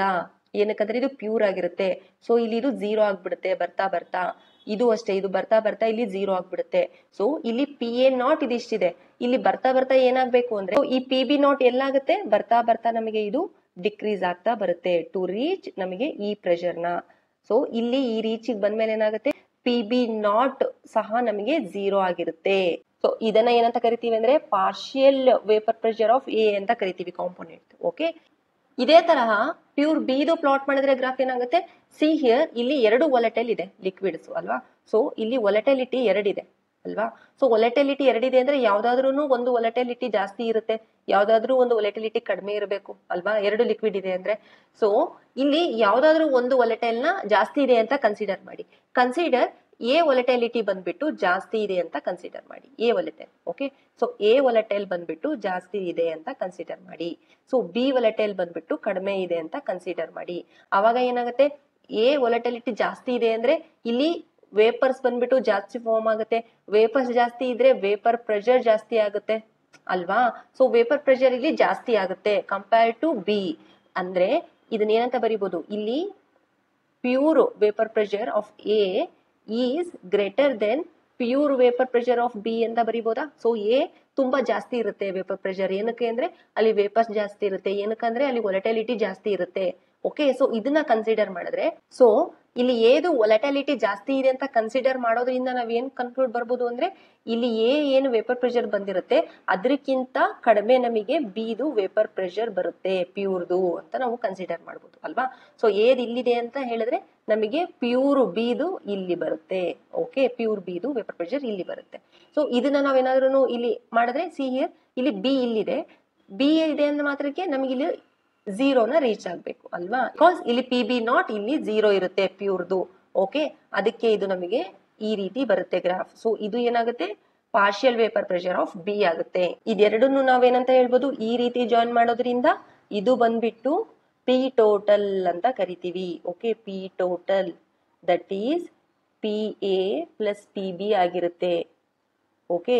ಈ ಲೈನ್ ಬಂದ್ಬಿಟ್ಟು ಈ ಪ್ಲಾಟ್ ಬಂದ್ಬಿಟ್ಟು partial vapour pressure of B ಆಗಿದ್ರೆ ಈ ಪ್ಲಾಟ್ ಬಂದ್ಬಿಟ್ಟು partial vapour pressure of A ಆಗಿರುತ್ತೆ. So this is the graph. ನಿಮಗೆ NCERT ನಲ್ಲಿ ಏನ್ ಕೊಟ್ಟಿದ್ದಾರೆ ಗೊತ್ತಾ, ಈ ರೀತಿ ಕೊಟ್ಟಿದ್ದಾರೆ. ಓಕೆ, ನೀವು ತಿಳ್ಕೋಬೇಕು ಏನಕ್ಕೆ ಈ ರೀತಿ ಕೊಟ್ಟಿದ್ದಾರೆ ಅಂತ ಹೇಳ್ಬಿಟ್ಟು. ಈ ರೀತಿ ಬಂದಿದೆ ಇಲ್ಲಿ ಪಿ ಟೋಟಲ್ ಬಂದ್ಬಿಟ್ಟು, ಅಂದ್ರೆ ಇಲ್ಲಿ ಇದು ಜಾಸ್ತಿ ಬಂದಿದೆ, ಇಲ್ಲಿ ಮೇಲೋಗಿದೆ, ಇಲ್ಲಿ ಕೆಳಗೆ ಬಂದಿದೆ. NCERT ನಲ್ಲಿ ಇಲ್ಲಿ ಏನ್ ಮೇಲಿದೆ ಇದನ್ನ ಅವ್ರು ಏನ್ ಕನ್ಸಿಡರ್ ಮಾಡಿದ್ರೆ ಅಂದ್ರೆ ಇದ್ರ ವೊಲಟಾಲಿಟಿ ಜಾಸ್ತಿ ಇದೆ ಕಂಪೇರ್ ಟು ಇದು ಅಂತ ಹೇಳ್ಬಿಟ್ಟು ಅವ್ರು ಕನ್ಸಿಡರ್ ಮಾಡಿದ್ದಾರೆ. ಅದಕ್ಕೋಸ್ಕರ ಇಲ್ಲಿ ಮೇಲೆ ಬಂದಿದೆ. ನಾವು ಇದೆರಡರಲ್ಲಿ ಏದು ವೊಲಟಾಲಿಟಿ ಜಾಸ್ತಿ ಇದೆ ಅಂತ ಕನ್ಸಿಡರ್ ಮಾಡಿರೋದ್ರಿಂದ ಇದು ನಮಗೆ ಇಲ್ಲಿ ಮೇಲೆ ಬಂದಿದೆ. So this is very very important exam point of view. ನೀವು ಇಲ್ಲಿ ಈ ತರನಾದ್ರೂ ಪ್ಲಾಟ್ ಮಾಡಿ, ಈ ತರನಾದ್ರೂ ಪ್ಲಾಟ್ ಮಾಡಿ, ಬಟ್ ನಿಮಗೆ ಗೊತ್ತಿರಬೇಕು ಇಲ್ಲಿ ಮೇಲೆ ಯಾವ್ದು ಬರುತ್ತೆ ಅದ್ರದ್ದು ವೊಲಟಾಲಿಟಿ ಜಾಸ್ತಿ ಇರುತ್ತೆ ಅಂತ ನಿಮಗೆ ಗೊತ್ತಾಗಿರ್ಬೇಕು. ನೀವಲ್ಲಿ ಮೆನ್ಷನ್ ಮಾಡಲೇಬೇಕು. Next, vapour pressure of solid liquid solutions. ಇಲ್ಲಿ ಸಾಲಿಡ್ ನ ಸಲ್ಯೂಟ್ ಆಗಿ, ಲಿಕ್ವಿಡ್ ನ ಸಾಲ್ವೆಂಟ್ ಆಗಿ ಕನ್ಸಿಡರ್ ಮಾಡಬೇಕು. ಸಾಲಿಡ್ ಅಂದ್ರೆ ನಾನ್ ವೊಲಟೈಲ್ ಆಗಿರುತ್ತೆ, ಲಿಕ್ವಿಡ್ ಸಾಲ್ವೆಂಟ್ ಅಂದ್ರೆ ವೊಲಟೈಲ್ ಆಗಿರುತ್ತೆ. ಒಂದು ಸೊಲ್ಯೂಷನ್ನಲ್ಲಿ ನಾನ್ ವೊಲಟೈಲ್ ಸಲ್ಯೂಟ್ನ ವೊಲಟೈಲ್ ಸಾಲ್ವೆಂಟ್ಗೆ ಆ್ಯಡ್ ಮಾಡಿದಾಗ ಏನಾಗುತ್ತೆ ಅಂತ ನೋಡೋಣ. ಇಲ್ಲಿ ನಮಗೆ ಸಾಲ್ವೆಂಟ್ ಏನಾಗಿರುತ್ತೆ, ಲಿಕ್ವಿಡ್ ಆಗಿರುತ್ತೆ. ಇದು ಅಟ್ ಪರ್ಟಿಕ್ಯುಲರ್ ಟೆಂಪರೇಚರ್ ಅಲ್ಲಿ ನಮಗೆ ಒಂದು ವೇಪರ್ ಪ್ರೆಷರ್ ನ ಡೆವಲಪ್ ಮಾಡುತ್ತೆ. ಇದಕ್ಕೆ ನಾವೇನಂತ ಕರಿತೀವಿ, consider this as 1. Okay, solvent ನ 1 ಅಂತ ಕನ್ಸಿಡರ್ ಮಾಡಿದ್ರೆ ಇದು ಬಂದ್ಬಿಟ್ಟು P1 ನಾಟ್ ಆಗುತ್ತೆ. ಅದನ್ನೇ ನಾವು vapour pressure of pure solvent, naught ಹಾಕಿದ್ರೆ ಪ್ಯೂರ್ ಸಾಲ್ವೆಂಟ್ ಅಥವಾ ಪ್ಯೂರ್ ಕಾಂಪೊನೆಂಟ್ ಅಂತ ಕರಿತೀವಿ. So P1 naught is vapour pressure of pure solvent ಅಥವಾ ಪ್ಯೂರ್ ಕಾಂಪೊನೆಂಟ್ 1. ಹಾಗೆ ಇದಕ್ಕೆ ನಾವು ಸಲ್ಯೂಟ್ ನ ಅಂದ್ರೆ 2 ಅಂತ ನೇಮ್ ಮಾಡ್ಕೊಳ್ಳಿ. ಅದನ್ನ ಒಂದು ಸಲ್ಯೂಟ್ ನ ಕನ್ಸಿಡರ್ ಮಾಡಿ. ಇಡೀ ಸಲ್ಯೂಟ್ ಬಂದ್ಬಿಟ್ಟು ಸಾಲಿಡ್ ಆಗಿರುತ್ತೆ, ಇಲ್ಲಿ ನೆನಪು ಮಾಡ್ಕೊಳ್ಳಿ. ಓಕೆ, ಬಿಕಾಸ್ ಇಲ್ಲಿ ನಾವು ಸಲ್ಯೂಟ್ ಬಂದ್ಬಿಟ್ಟು solid, that is non volatile. ಇದು ನಾನ್ ವೊಲಟೈಲ್ ನ ನಾವು ಇಲ್ಲಿ ಆಡ್ ಮಾಡ್ತಾ ಇದೀವಿ. This is non volatile. Okay, ಇದು ಬಂದ್ಬಿಟ್ಟು ವೊಲಟೈಲ್ ಆಗಿತ್ತು. ಹಿಂದಿನ ಕೇಸ್ ನಲ್ಲಿ 2 ವೊಲಟೈಲ್ ಆಗಿತ್ತು, 2 ವೇಪರ್ ಆಗ್ತಿತ್ತು. ಇಲ್ಲಿ ಇದು ನಾನ್ ವೊಲಟೈಲ್ ಇದೆ. ಅಟ್ ಪರ್ಟಿಕ್ಯುಲರ್ ಟೆಂಪರೇಚರ್ ಅಲ್ಲೂ ಸಹ ಇದು ನಮಗೆ ಇದು ವೇಪರ್ ನ ಫಾರ್ಮ್ ಮಾಡಲ್ಲ. ಅದಕ್ಕೋಸ್ಕರ ಇಲ್ಲಿ ನಮಗೆ ಯಾವುದೇ ರೀತಿಯ ವೇಪರ್ ಪ್ರೆಷರ್ ಇರಲ್ಲ. ಸೊ ಇಲ್ಲಿ P2 ನಾಟ್ ಬಂದ್ಬಿಟ್ಟು ಡೆವಲಪ್ ಆಗಿರಲ್ಲ. ಓಕೆ, ಸೊ P2 ನಾಟ್ ಏನಾಗಿರುತ್ತೆ, ಇಲ್ಲಿ 0 ಆಗಿರುತ್ತೆ. ಸೊ ಇಲ್ಲಿ ನಾವು P2 ನಾಟ್ ನ ಏನ್ ಕರಿಬಹುದು, vapour pressure of pure solute or component 2 or component 2 ಅಂತ ಕರಿಬಹುದು. ಇದು ಬಂದ್ಬಿಟ್ಟು 0 ಆಗಿರುತ್ತೆ, ನೆನಪಿರ್ಲಿ. ನಾನ್ ವೊಲಟೈಲ್ ಸಲ್ಯೂಟ್ ನ ವೊಲಟೈಲ್ ಸಾಲ್ವೆಂಟ್ ಗೆ ನಾವು ಆಡ್ ಮಾಡಿದಾಗ ಏನಾಗುತ್ತೆ, ನಮಗೆ ಒಂದು ಸೊಲ್ಯೂಷನ್ ಫಾರ್ಮ್ ಆಗುತ್ತೆ. ಆ ಸೊಲ್ಯೂಷನ್ ಅಲ್ಲಿ ಏನಿರುತ್ತೆ, ನಮಗೆ 2 ಇರುತ್ತೆ ಕಾಂಪೊನೆಂಟ್ ಅಲ್ವಾ.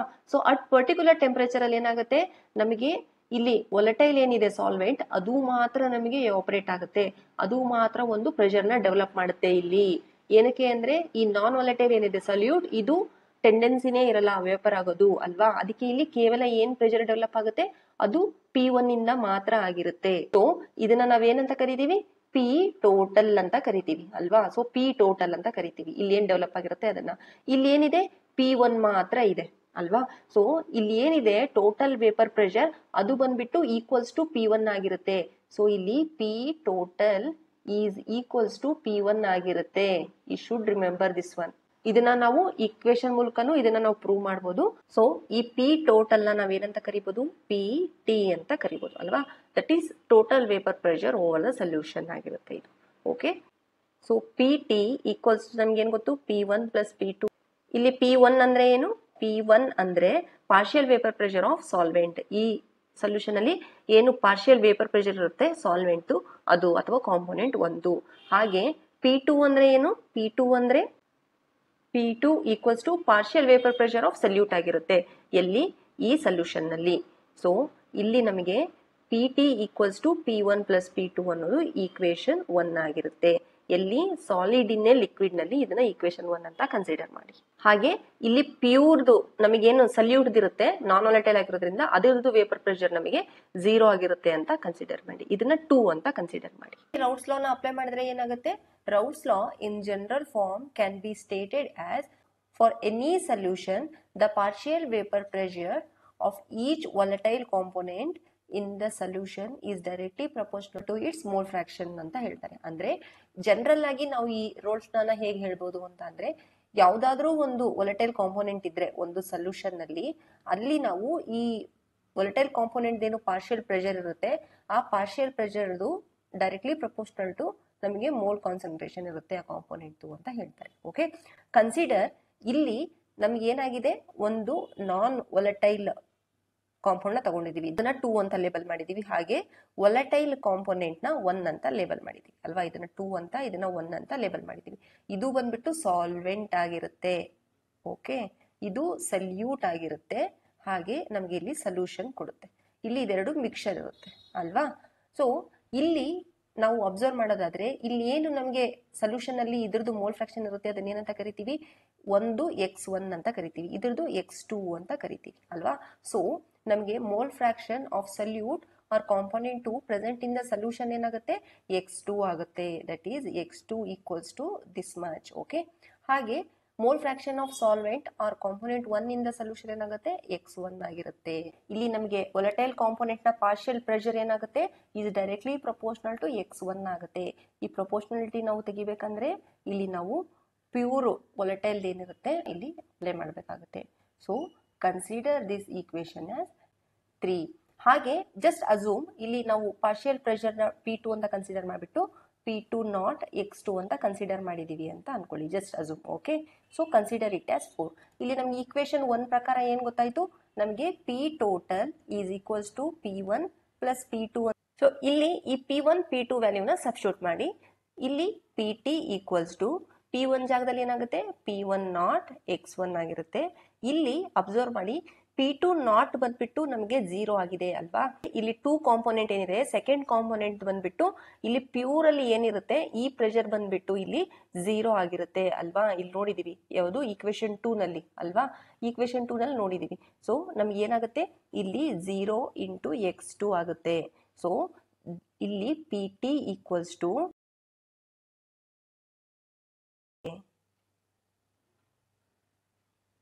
ನಾವು ಸಾಲಿಡ್ ಇನ್ ಲಿಕ್ವಿಡ್ ಅಲ್ಲಿ ತಗೊಂಡಾಗ ಏನ್ ಕನ್ಸಿಡರ್ ಮಾಡಬಹುದು ಅಂದ್ರೆ PT is equals to P1 ಅಂತ ಕನ್ಸಿಡರ್ ಮಾಡಬಹುದು. ಏನಕ್ಕಂದ್ರೆ ನಮಗೆ ಇಲ್ಲಿ P2 ನಾಟ್ 0 ಆಗಿರೋದ್ರಿಂದ ನಮಗೆ P2 0 ಆಗುತ್ತೆ. ಸೊ ಇಲ್ಲಿ ನಮಗೆ P2 0 ಆದ್ರೆ ನಮಗೆ PT ಈಕ್ವಲ್ಸ್ ಟು P1 ಆಗುತ್ತೆ. ಓಕೆ, ಅಥವಾ PT ಈಕ್ವಲ್ಸ್ ಟು P1 ಅಂದ್ರೆ ಏನು, P1 ನಾಟ್ x1 ಈ ತರನು ನಾವು ಕನ್ಕ್ಲೂಡ್ ಮಾಡಬಹುದು. ಯು ಶುಡ್ ರಿಮೆಂಬರ್, ಇದು ಎಲ್ಲಿ, ಸಾಲಿಡ್ ಇನ್ ಲಿಕ್ವಿಡ್ ಅಲ್ಲಿ. Let's plot solid in liquid ಗೆ ಗ್ರಾಫ್ ಪ್ಲಾಟ್ ಮಾಡೋಣ ಹೇಗೆ ಬರುತ್ತೆ ಅಂತ. ಇಲ್ಲಿ ಏನ್ ಕನ್ಸಿಡರ್ ಮಾಡ್ತೀವಿ, ವೇಪರ್ ಪ್ರೆಷರ್ ನ ಕನ್ಸಿಡರ್ ಮಾಡ್ತೀವಿ, ಇಲ್ಲಿ ಮೋಲ್ ಫ್ರಾಕ್ಷನ್ ನ ಕನ್ಸಿಡರ್ ಮಾಡ್ತೀವಿ. Okay, mole fraction that is x ನ ಕನ್ಸಿಡರ್ ಮಾಡ್ತೀವಿ. ಕನ್ಸಿಡರ್ ಇಲ್ಲಿ 1 ಹಾಗೆ 2 ಕಾಂಪೋನೆಂಟ್ ನ ತಗೊಂಡ್ಬಿಟ್ಟು ಆಡ್ ಮಾಡಿರ್ತೀವಿ ಟು ಗೆಟ್ ಸೊಲ್ಯೂಷನ್ ಅಂತ ಅನ್ಕೊಳ್ಳಿ. ಓಕೆ, ಇದರಲ್ಲಿ ಒಂದು ಸಾಲ್ವೆಂಟ್ ಅಂತ ಅನ್ಕೊಳ್ಳಿ, ಒಂದು ಸಲ್ಯೂಟ್ ಅಂತ ಅನ್ಕೊಳ್ಳಿ. ಓಕೆ, ಅಂದ್ರೆ ಈ 1 ಏನಿರುತ್ತೆ ಇದನ್ನೇ ಸಾಲ್ವೆಂಟ್ ಅಂತ ಅನ್ಕೊಂಬಿಡಿ. ಓಕೆ, ಇದು ಸಾಲ್ವೆಂಟ್, ಹಾಗೆ ಇದು ಸಲ್ಯೂಟ್. ಸೊ ಇಲ್ಲಿ ಪ್ಯೂರ್ 1 ಇದೆ ಅಂತ ತಗೊಳ್ಳಿ. ಓಕೆ, ಇಲ್ಲಿ ಪ್ಯೂರ್ 2 ಇದೆ ಅಂತ ಕನ್ಸಿಡರ್ ಮಾಡಿ. ಅಂದ್ರೆ ಇದು ಸಾಲ್ವೆಂಟ್ ಅಲ್ವಾ, ಇದು ಸಲ್ಯೂಟ್. ಇಲ್ಲಿ ಬರೇ ಪ್ಯೂರ್ ಸಾಲ್ವೆಂಟ್ ಇದೆ ಅಂದ್ರೆ ಅರ್ಥ ಏನು, ಪ್ಯೂರ್ ಸಾಲ್ವೆಂಟ್ ಇದೆ ಅಂದ್ರೆ ನಮಗೆ ಇಲ್ಲಿ ಮೋಲ್ ಫ್ರಾಕ್ಷನ್ ಏನಿರುತ್ತೆ, ಇದ್ರೊಳಗಡೆ ಏನೇನಿರುತ್ತೆ, ಕೇವಲ ಸಾಲ್ವೆಂಟ್ ಇರುತ್ತೆ. ಸೊ ಇಲ್ಲಿ ಮೋಲ್ ಫ್ರಾಕ್ಷನ್ ಕೇವಲ ನಮಗೆ 1 ಇರುತ್ತೆ ಅಲ್ವಾ, ಅದೇ ಈಕ್ವಲ್ಸ್ ಟು 1 ಆಗಿರುತ್ತೆ. ನಮಗೆ 2 ಬಂದ್ಬಿಟ್ಟು 0 ಆಗಿರುತ್ತೆ, ಯಾಕಂದ್ರೆ ನಮಗೆ x1 plus x2 equals to 1 ಆಗಿರುತ್ತೆ ಅಲ್ವಾ. ಸೊ ಇಲ್ಲಿ ಇರೋದೇ ನಮಗೆ ಪ್ಯೂರ್ ಬರೀ 1 ಮಾತ್ರ ಇದೆ, ಅದೇ ನಮಗೆ 1 ಆಗಿರುತ್ತೆ. ಮಿಕ್ಕಿರೋ x2 ಅಲ್ಲಿ ಏನು ಇರಲ್ಲ, ಅದಕ್ಕೆ ಅದು 0 ಆಗಿರುತ್ತೆ ಅಲ್ವಾ. ಹಾಗೆ ಪ್ಯೂರ್ 2 ತಗೊಂಡ್ರೆ ಏನಾಗುತ್ತೆ, ಇಲ್ಲಿ ಪ್ಯೂರ್ 2 ನಲ್ಲಿ ನಮಗೆ x1 0 ಆಗಿರುತ್ತೆ, ಹಾಗೆ x2 ನಮಗೆ 1 ಆಗಿರುತ್ತೆ ಪ್ಯೂರ್ 2 ಸಾಲ್ಯೂಟ್ ನಲ್ಲಿ. ಇಲ್ಲಿ ನಾವು ಏನಾದ್ರೂ ವೇಪರ್ ಪ್ರೆಷರ್ ನ ಡೆವಲಪ್ ಮಾಡಿದ್ರೆ ಏನಾಗುತ್ತೆ, ಅಬ್ಸರ್ವ್ ಕೇರ್ಫುಲಿ ಹಿಯರ್. ನಮಗೆ ಸಾಲ್ವೆಂಟ್ ನಲ್ಲಿ ಏನು ವೇಪರ್ ಪ್ರೆಷರ್ ಡೆವಲಪ್ ಆಗುತ್ತೆ ಅದೇನಿರುತ್ತೆ, P0 1 ಇರುತ್ತೆ ಅಲ್ವಾ, ಇಲ್ಲಿ ಪ್ಯೂರ್ ಇರುತ್ತೆ. ಇದ್ರೊಳಗಡೆ ಏನಾದ್ರೂ P2 ನಾಟ್ ಇರುತ್ತಾ, ಇಲ್ವಾ, ಇಲ್ಲಿ P2 ನಾಟ್ 0 ಇರುತ್ತೆ. ಓಕೆ, ಇಲ್ಲಿ ಬರ್ಕೊಳ್ಳಿ. ಸೊ ಪ್ಯೂರ್ 1 ನಲ್ಲಿ ಏನಾಗಿರುತ್ತೆ, P1 ನಾಟ್ ಇರುತ್ತೆ. ಪ್ಯೂರ್ 1 ನಲ್ಲಿ P1 ನಾಟ್ ಮಾತ್ರ ಇರುತ್ತೆ. ಸೊ ಅದನ್ನೇ ಇಲ್ಲಿ ಮಾರ್ಕ್ ಮಾಡ್ಕೊಳ್ಳಿ. ಓಕೆ, ಹಾಗೆ ಇಲ್ಲಿ P2 ನಾಟ್ ಇರುತ್ತಾ, ಇಲ್ಲ. ಅಂದ್ರೆ ಇಲ್ಲಿ P2 ನಾಟ್ ಏನಾಗಿರುತ್ತೆ, ಇಲ್ಲಿ P2 ನಾಟ್ ಇರೋದಿಲ್ಲ ಅಂತ ಅರ್ಥ. ಇರೋದಿಲ್ಲ ಅಂದ್ರೆ ಅದು 0 ಆಗಿರುತ್ತೆ ಅಂತ ಅರ್ಥ. ಓಕೆ, ಇಲ್ಲಿ ಮೋಲ್ ಫ್ರಾಕ್ಷನ್ 1 ಇದೆ, ಮ್ಯಾಕ್ಸಿಮಮ್ ಇದೆ, ಹಾಗೆ P1 ಸಹ ಇಲ್ಲಿ ನಮಗೆ ಇದೆ, ಪ್ರೆಸೆಂಟ್ ಇದೆ. ಇವೆರಡು ಕಂಡೀಷನ್ ನಮಗೆ ಇಲ್ಲಿ ಪಾಸ್ ಆಗಿದೆ. ಹಾಗೆ ಇವಾಗ ಇದನ್ನ ನಾವು x2 ಗೆ ಹಾಗೆ P2 ಗೆ ಇದನ್ನ ನಾವು ರೀಚ್ ಮಾಡಬೇಕು. ಎರಡು 0 0 ಎಲ್ಲಿ ಬರುತ್ತೆ? VP ಎಲ್ಲಿದೆ? ಇಲ್ಲಿ 0 ಇದೆ ಅಲ್ವಾ? ಸೊ ನಮಗೆ ಇದು ಇಲ್ಲಿ ರೀಚ್ ಆಗುತ್ತೆ. ನಾವು P1 ಅಂತ ಕರಿತೀವಿ. This will be P1. Okay, but P2 ನಾವು ಕನ್ಸಿಡರ್ ಮಾಡಿದ್ರೆ ಲಿಕ್ವಿಡ್ ಅಲ್ಲಿ ಹೇಗೆ ನಾವು ಒಂದನ್ನ ವೊಲಟೈಲ್ ಜಾಸ್ತಿ ಇದೆ ಅಂತ ತಗೊಂಡ್ಬಿಟ್ಟು ಪ್ಲಾಟ್ ಮಾಡ್ತಿದ್ವಿ, ಇಲ್ಲಿ ಆ ರೀತಿ ಪ್ಲಾಟ್ ಮಾಡೋದಕ್ಕೆ ಬರಲ್ಲ. ಇದು ಇಷ್ಟೇ ಆಗಿರುತ್ತೆ. ಏನಕ್ಕಂದ್ರೆ ನಮಗಿಲ್ಲಿ ಸಲ್ಯೂಟ್ ನಲ್ಲಿ ವೇಪರ್ ಪ್ರೆಷರೇ ಡೆವಲಪ್ ಆಗಿರಲ್ಲ. ಸೊ P2 ಬಂದ್ಬಿಟ್ಟು ನಮಗೆ 0 ಇರುತ್ತೆ ಅಲ್ವಾ? ಸೊ P2 ಇಲ್ಲೇ ಇರುತ್ತೆ, ಅದು ನಮಗೆ ಮೇಲ್ ಬಂದಿರಲ್ಲ. ಸೊ ನಮಗೆ ಅದು 0 ಆಗಿರುತ್ತೆ. ಇಲ್ಲಿ ನಮಗೆ P1 ನಾವೇನಂತ ಕರಿಬಹುದು? P ಟೋಟಲ್ ಅಂತ ಕರಿಬಹುದು. ಗೊತ್ತಾಯ್ತಾ? ಈ ರೀತಿ ಪ್ಲಾಟ್ ಎಲ್ಲಿರುತ್ತೆ? ಸಾಲಿಡ್ ಇನ್ ಲಿಕ್ವಿಡ್ ನಲ್ಲಿ ಇರುತ್ತೆ, ನೆನ್ಪಿಟ್ಕೊಳ್ಳಿ. ಓಕೆ, ಸೊ ಈ ಪ್ಲಾಟ್ ತುಂಬಾ important exam point of view. Next, Raoult's law as special case of Henry's law. ಈಗಾಗಲೇ ನಾವು vapour pressure of solid in liquid ನ ಕಲ್ತಿದೀವಿ ಅಲ್ವಾ? ಸಾಲಿಡ್ ಇನ್ ಲಿಕ್ವಿಡ್ ನ ಕಲ್ತಿದೀವಿ, ಹಾಗೆ vapour pressure of liquid in liquid ನು ಕಲ್ತಿದೀವಿ. ಇಲ್ಲಿ ವೇಪರ್ ಪ್ರೆಷರ್ ಆಫ್ ನಾವು ಗ್ಯಾಸ್ ಇನ್ ಲಿಕ್ವಿಡ್ ನ ನೋಡೋದಾದ್ರೆ ನಾವು ಹೆನ್ರಿ ಲಾನ ಇಲ್ಲಿ ಸ್ಪೆಷಲ್ ಕೇಸ್ ಅಂತ ಕನ್ಸಿಡರ್ ಮಾಡ್ತೀವಿ. ಹೆನ್ರೀಸ್ ಲಾ ನಲ್ಲಿ ಏನಾಗುತ್ತೆ? ಹೆನ್ರೀಸ್ ಲಾ ನಲ್ಲಿ ನೆನಪಿದ್ಯಾ? P = KH × X. ಇಲ್ಲಿ P ಅನ್ನೋದು ಪಾರ್ಷಿಯಲ್ ಪ್ರೆಷರ್ ಆಗಿರುತ್ತೆ. ಓಕೆ, X ಅನ್ನೋದು ಮೋಲ್ ಫ್ರಾಕ್ಷನ್ ಆಗಿರುತ್ತೆ. ಅಂದ್ರೆ ಇಲ್ಲಿ partial pressure is directly proportional to the mole fraction of the component. ಇಲ್ಲಿ ಪಾರ್ಷಿಯಲ್ ಪ್ರೆಷರ್ ಏನಿರುತ್ತೆ? ಇದು ಯಾವ್ದ್ರದ್ದು ಇರುತ್ತೆ? ಇದು ಗ್ಯಾಸ್ ಆಗಿರುತ್ತೆ. ಓಕೆ, ಮೋಲ್ ಫ್ರಾಕ್ಷನ್ ಯಾವ್ದಾಗಿರುತ್ತೆ? ಇದು ಸೊಲ್ಯೂಷನ್ ನಲ್ಲಿ ಏನಿರುತ್ತೆ ಕಾಂಪೋನೆಂಟ್ ಅದ್ರದ್ದು ಇರುತ್ತೆ ಅಲ್ವಾ? ಸೊ ಇದೇ ತರಹ ನಮಗೆ ಇದು ಹೆನ್ರೀಸ್ ಲಾ ಏನಾದ್ರೂ ಇಲ್ಲಿ ಪ್ರೂವ್ ಮಾಡಿದ್ರೆ, ಇದೇ ನಮಗೆ ರೌಲ್ಟ್ಸ್ ಲಾ ಏನ್ ಹೇಳುತ್ತೆ? ನಮಗೆ ರೌಲ್ಟ್ಸ್ ಲಾ ಪ್ರಕಾರ P1 is directly proportional to X1 ಅಂತ ಹೇಳುತ್ತೆ ಅಲ್ವಾ? ಸೊ ಇಲ್ಲಿ ಇದು ಸಹ ಪಾರ್ಷಿಯಲ್ ಪ್ರೆಷರ್, ಇದು ಸಹ ಪಾರ್ಷಿಯಲ್ ಪ್ರೆಷರ್, ಇದು ಸಹ ಮೋಲ್ ಫ್ರಾಕ್ಷನ್, ಇದು ಸಹ ಮೋಲ್ ಫ್ರಾಕ್ಷನ್. ಸೊ ಇಲ್ಲಿ ಎಲ್ಲ ಸೇಮ್ ಬರುತ್ತೆ, ಎಲ್ಲಿ? ರೌಲ್ಟ್ಸ್ ಲಾ ಹಾಗೆ ಹೆನ್ರೀಸ್ ಲಾ ನಲ್ಲಿ, ಎಕ್ಸೆಪ್ಟ್ ಕಾನ್ಸ್ಟೆಂಟ್. ಇಲ್ಲಿ P1 = ಕಾನ್ಸ್ಟೆಂಟ್ ಏನ್ ಇಂಟ್ರೊಡ್ಯೂಸ್ ಮಾಡ್ತೀವಿ ನಾವು? P1 ಅಂತ ಇಂಟ್ರೊಡ್ಯೂಸ್ ಮಾಡ್ತೀವಿ ಅಲ್ವಾ? ಸೊ ನಮಗೆ ಎಕ್ಸೆಪ್ಟ್ ಈ P1 ಏನಿದೆ ಕಾನ್ಸ್ಟೆಂಟ್ ಇದು, ಹಾಗೆ ಇಲ್ಲಿ ಹೆನ್ರೀಸ್ ಕಾನ್ಸ್ಟೆಂಟ್ ಏನಿದೆ ಅದೆರಡು ಬಿಟ್ರೆ ಮಿಕ್ಕಿರೋದೆಲ್ಲ ಇಲ್ಲಿ ಸಿಮಿಲರ್ ಆಗಿರುತ್ತೆ. ಎಲ್ಲಿ? Gas in a liquid Henry's law ನಲ್ಲಿ. ಅದಕ್ಕೆ ನಾವು ಇದನ್ನ Raoult's law as a special case of Henry's law ಅಂತ ಕನ್ಸಿಡರ್ ಮಾಡ್ತೀವಿ. ಇವತ್ತಿನ ವಿಡಿಯೋದಲ್ಲಿ ನೀವು vapour pressure of liquid solution ನ ತಿಳ್ಕೊಂಡಿದ್ದೀರಾ. Okay, vapour pressure of liquid ಸೊಲ್ಯೂಷನ್ಸ್ ನ ತಿಳ್ಕೊಂಡಿದ್ದೀರಾ. ಇಲ್ಲಿ ನೀವು ಸಾಲಿಡ್ ಇನ್ ಲಿಕ್ವಿಡ್ ಗೊತ್ತಿದೆ, ಲಿಕ್ವಿಡ್ ಇನ್ ಲಿಕ್ವಿಡ್ ಗೊತ್ತಿದೆ, ಹಾಗೆ ಗ್ಯಾಸ್ ಇನ್ ಲಿಕ್ವಿಡ್ ಗೊತ್ತಿದೆ. ಇವೆರಡಕ್ಕೂ ನೀವು ರೌಲ್ಟ್ಸ್ ಲಾ ಅಪ್ಲೈ ಮಾಡಿದ್ರೆ ಇಲ್ಲಿ ನೀವು ಹೆನ್ರೀಸ್ ಲಾನ ಅಪ್ಲೈ ಮಾಡ್ತೀರಾ. So this is about vapour pressure of liquid solutions. I hope ಇವತ್ತಿನ ಕ್ಲಾಸ್ ನಿಮಗೆ ಅರ್ಥ ಆಗಿದೆ ಅಂತ ಅನ್ಕೊಂತೀನಿ. ನೆಕ್ಸ್ಟ್ ಕ್ಲಾಸ್ ನಲ್ಲಿ ಇನ್ನೂ ಒಂದು ಇಂಟ್ರೆಸ್ಟಿಂಗ್ ಟಾಪಿಕ್ ಡಿಸ್ಕಸ್ ಮಾಡೋಣ. Thank you.